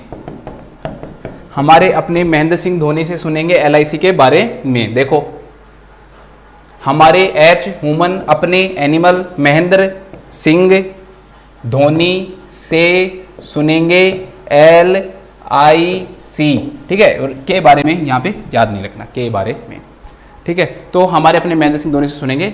अभी थोड़ा थोड़ा इनके बारे में बता देता हूँ मैं क्या क्या होते हैं ये। ह्यूमन एनाटॉमिकल वेस्ट मतलब बॉडी का कोई भी पार्ट होगा ह्यूमन का, प्लासेंटा भी इंक्लूडेड होगा उसमें, सब किसी में आएंगे दोस्तों? ह्यूमन एनाटॉमिकल वेस्ट के अंदर आएंगे। एनिमल से रिलेटेड, जानवरों से रिलेटेड कोई भी चीज़ आती है तो वो सब एनिमल वेस्ट के अंदर आएगा, ठीक है। क्योंकि कई हॉस्पिटल, एनिमल हॉस्पिटल भी होती है ना, तो वो भी उनको भी ये रूल फॉलो करने पड़ते हैं ना, इसलिए। माइक्रोबायोलॉजी एंड बायोटेक्नोलॉजी से रिलेटेड जो भी चीज़ें आती हैं, ठीक है, वो सब किसके अंदर आती है दोस्तों? माइक्रोबायोलॉजी एंड बायोटेक्नोलॉजी वेस्ट के अंदर आती हैं। शार्प से रिलेटेड कोई भी है, शार्प इंस्ट्रूमेंट है, ग्लास है, नीडल्स हैं, सब चीज़ें, ठीक है, ये सब किसके अंदर आएंगी? शार्प वेस्ट के अंदर आएंगी। इसके बाद डिस्कार्डेड मेडिसिन, जो भी एक्सपायरी मेडिसिन हो गए, खराब मेडिसिन हो गए, जिनको हम डिस्कार्ड करना होता है, डिस्कार्डेड मेडिसिन के अंदर आएंगे। सॉइल्ड वेस्ट के अंदर क्या आएगा दोस्तों? जैसे भी जो भी क्लोथ्स हैं, ठीक है, ड्रेसिंग है, लिनन है, ड्रेसिंग है, लिनन है, ये सब किसके अंदर आएंगे दोस्तों? किसी भी हॉस्पिटल के अंदर सबसे ज़्यादा वेस्ट क्या होता है? General waste. ध्यान रखना, मैक्सिमम जो वेस्ट होता है वो कौन सा होता है? जनरल वेस्ट होता है, जो इनके अंदर इंक्लूडेड नहीं है। इसके बाद सॉलिड वेस्ट। सॉलिड वेस्ट मतलब दोस्तों जो भी प्लास्टिक की जो भी चीज़ें ना लगभग वो सब सॉलिड के अंदर आएंगी। जैसे आपके सिरिंजेज विदाउट नीडल है, ठीक है, आपके जो यूरिन बैग है, ग्लव्स है, ठीक है, और आपके जो कैथेटर हैं, तो जो भी प्लास्टिक की जो चीज़ें होती हैं सब वो किसके अंदर आती हैं? आपकी सॉलिड वेस्ट के अंदर आती है। अभी मैं आपको बता दूंगा कलर कोडिंग के अकॉर्डिंग। लिक्विड वेस्ट, ठीक है, नॉर्मल जो लिक्विड जो होता है दोस्तों, ठीक है, जो सफाई वफाई में यूज करते हैं वो लिक्विड आता है इसके अंदर, और वैसे केमिकल्स नहीं आते हैं, क्लीनिंग वाले जो केमिकल्स नहीं आते हैं इसके अंदर। सिंपल सफाई वफाई के अंदर जो लिक्विड यूज किया जाता है वो सब लिक्विड वेस्ट के अंदर आता है, ठीक है। इसके बाद इंसिनरेशन, मतलब एक ऐसा मेथड होता है ये इंसिनरेशन जिसके अंदर क्या करते हैं हम दोस्तों? हाई टेम्परेचर देते हैं। तो हाई टेम्परेचर देने के 800 डिग्री सेंटीग्रेड 2 चैम्बर होते हैं, प्राइमरी और सेकेंडरी चैम्बर। तो इसके अंदर क्या होते हैं? हाई टेम्परेचर देकर और ड्राई ऑक्सीडेशन करते हैं। हाई टेम्परेचर ड्राई ऑक्सीडेशन का मेथड होता है कौन सा? Incineration method. तो जितना भी जो वेस्ट उसको क्या किया जाता है दोस्तों? खत्म किया जाता है, ठीक है। तो उसे हम किस नाम से जानते हैं दोस्तों? इंसिनरेशन के नाम से हम जानते हैं। तो हाई टेम्परेचर और ड्राई ऑक्सीडेशन वाला मेथड होता है ये, ठीक है। इसके बाद सारे बाकी के जितने भी डिसइंफेक्टेंट हैं, वैसे जो केमिकल्स जो होते हैं ना, वो सब किसके अंदर आते हैं? केमिकल वेस्ट के अंदर आते हैं। अब इसके अंदर है ना, क्या देखो कौन कौन से बैग यूज किए जाते हैं। एक यूज किया जाता है दोस्तों येलो बैग, एक यूज किया जाता है आपका रेड बैग, एक यूज किया जाता है आपका वाइट पंक्चर प्रूफ, अभी पढ़ा है हमने ऑप्शन में पंक्चर प्रूफ, और एक यूज करते हैं हम ब्लू, ठीक है, ब्लू कंटेनर। और एक जो ब्लैक है वो सबके लिए होता है जनरल वेस्ट, को यहाँ पे हम लिखने की जरूरत नहीं है। चलो अब हम पढ़ते हैं, येलो से पढ़ते हैं हम। देखो दोस्तों येलो बैग के अंदर सबसे पहले तो येलो बैग के अंदर क्या, जो ह्यूमन एनाटॉमिकल जितने भी वेस्ट है, बॉडी का कोई भी पार्ट है, वो सब हम इसमें रखते हैं। ह्यूमन एनाटॉमिकल वेस्ट हो गया, आपका एनिमल वेस्ट हो गया, एनिमल वेस्ट हो गया, आपका डिस्कार्डेड जितनी भी मेडिसिन होती हैं, डिस्कार्डेड जो मेडिसिन हैं दोस्तों वो भी किस में डालेंगे हम? येलो के अंदर डालेंगे। इसके अलावा जैसे आपके मास्क हो गए, ठीक है, आपका मास्क हो गया दोस्तों, वो भी इसी के अंदर आएगा, ठीक है। और इसके अलावा जो भी ड्रेसिंग जो होती है, कंटामिनेटेड जो ड्रेसिंग है, चाहे बॉडी फ्लूइड से हुई हो या ब्लड से हुई हो, तो ड्रेसिंग है जो कि क्या है दोस्तों? कंटामिनेटेड है, वो भी इसी के अंदर आएगी। कंटामिनेटेड ड्रेसिंग है वो भी क्या आती है? इसी के अंदर आती है। ये सब चीज़ें इसके अंदर आएंगे येलो के अंदर। इसके बाद आता है दोस्तों रेड बैग। रेड बैग के अंदर सारी ऐसी चीज़ें आती हैं जिनका रिसाइकिल हो सकता है।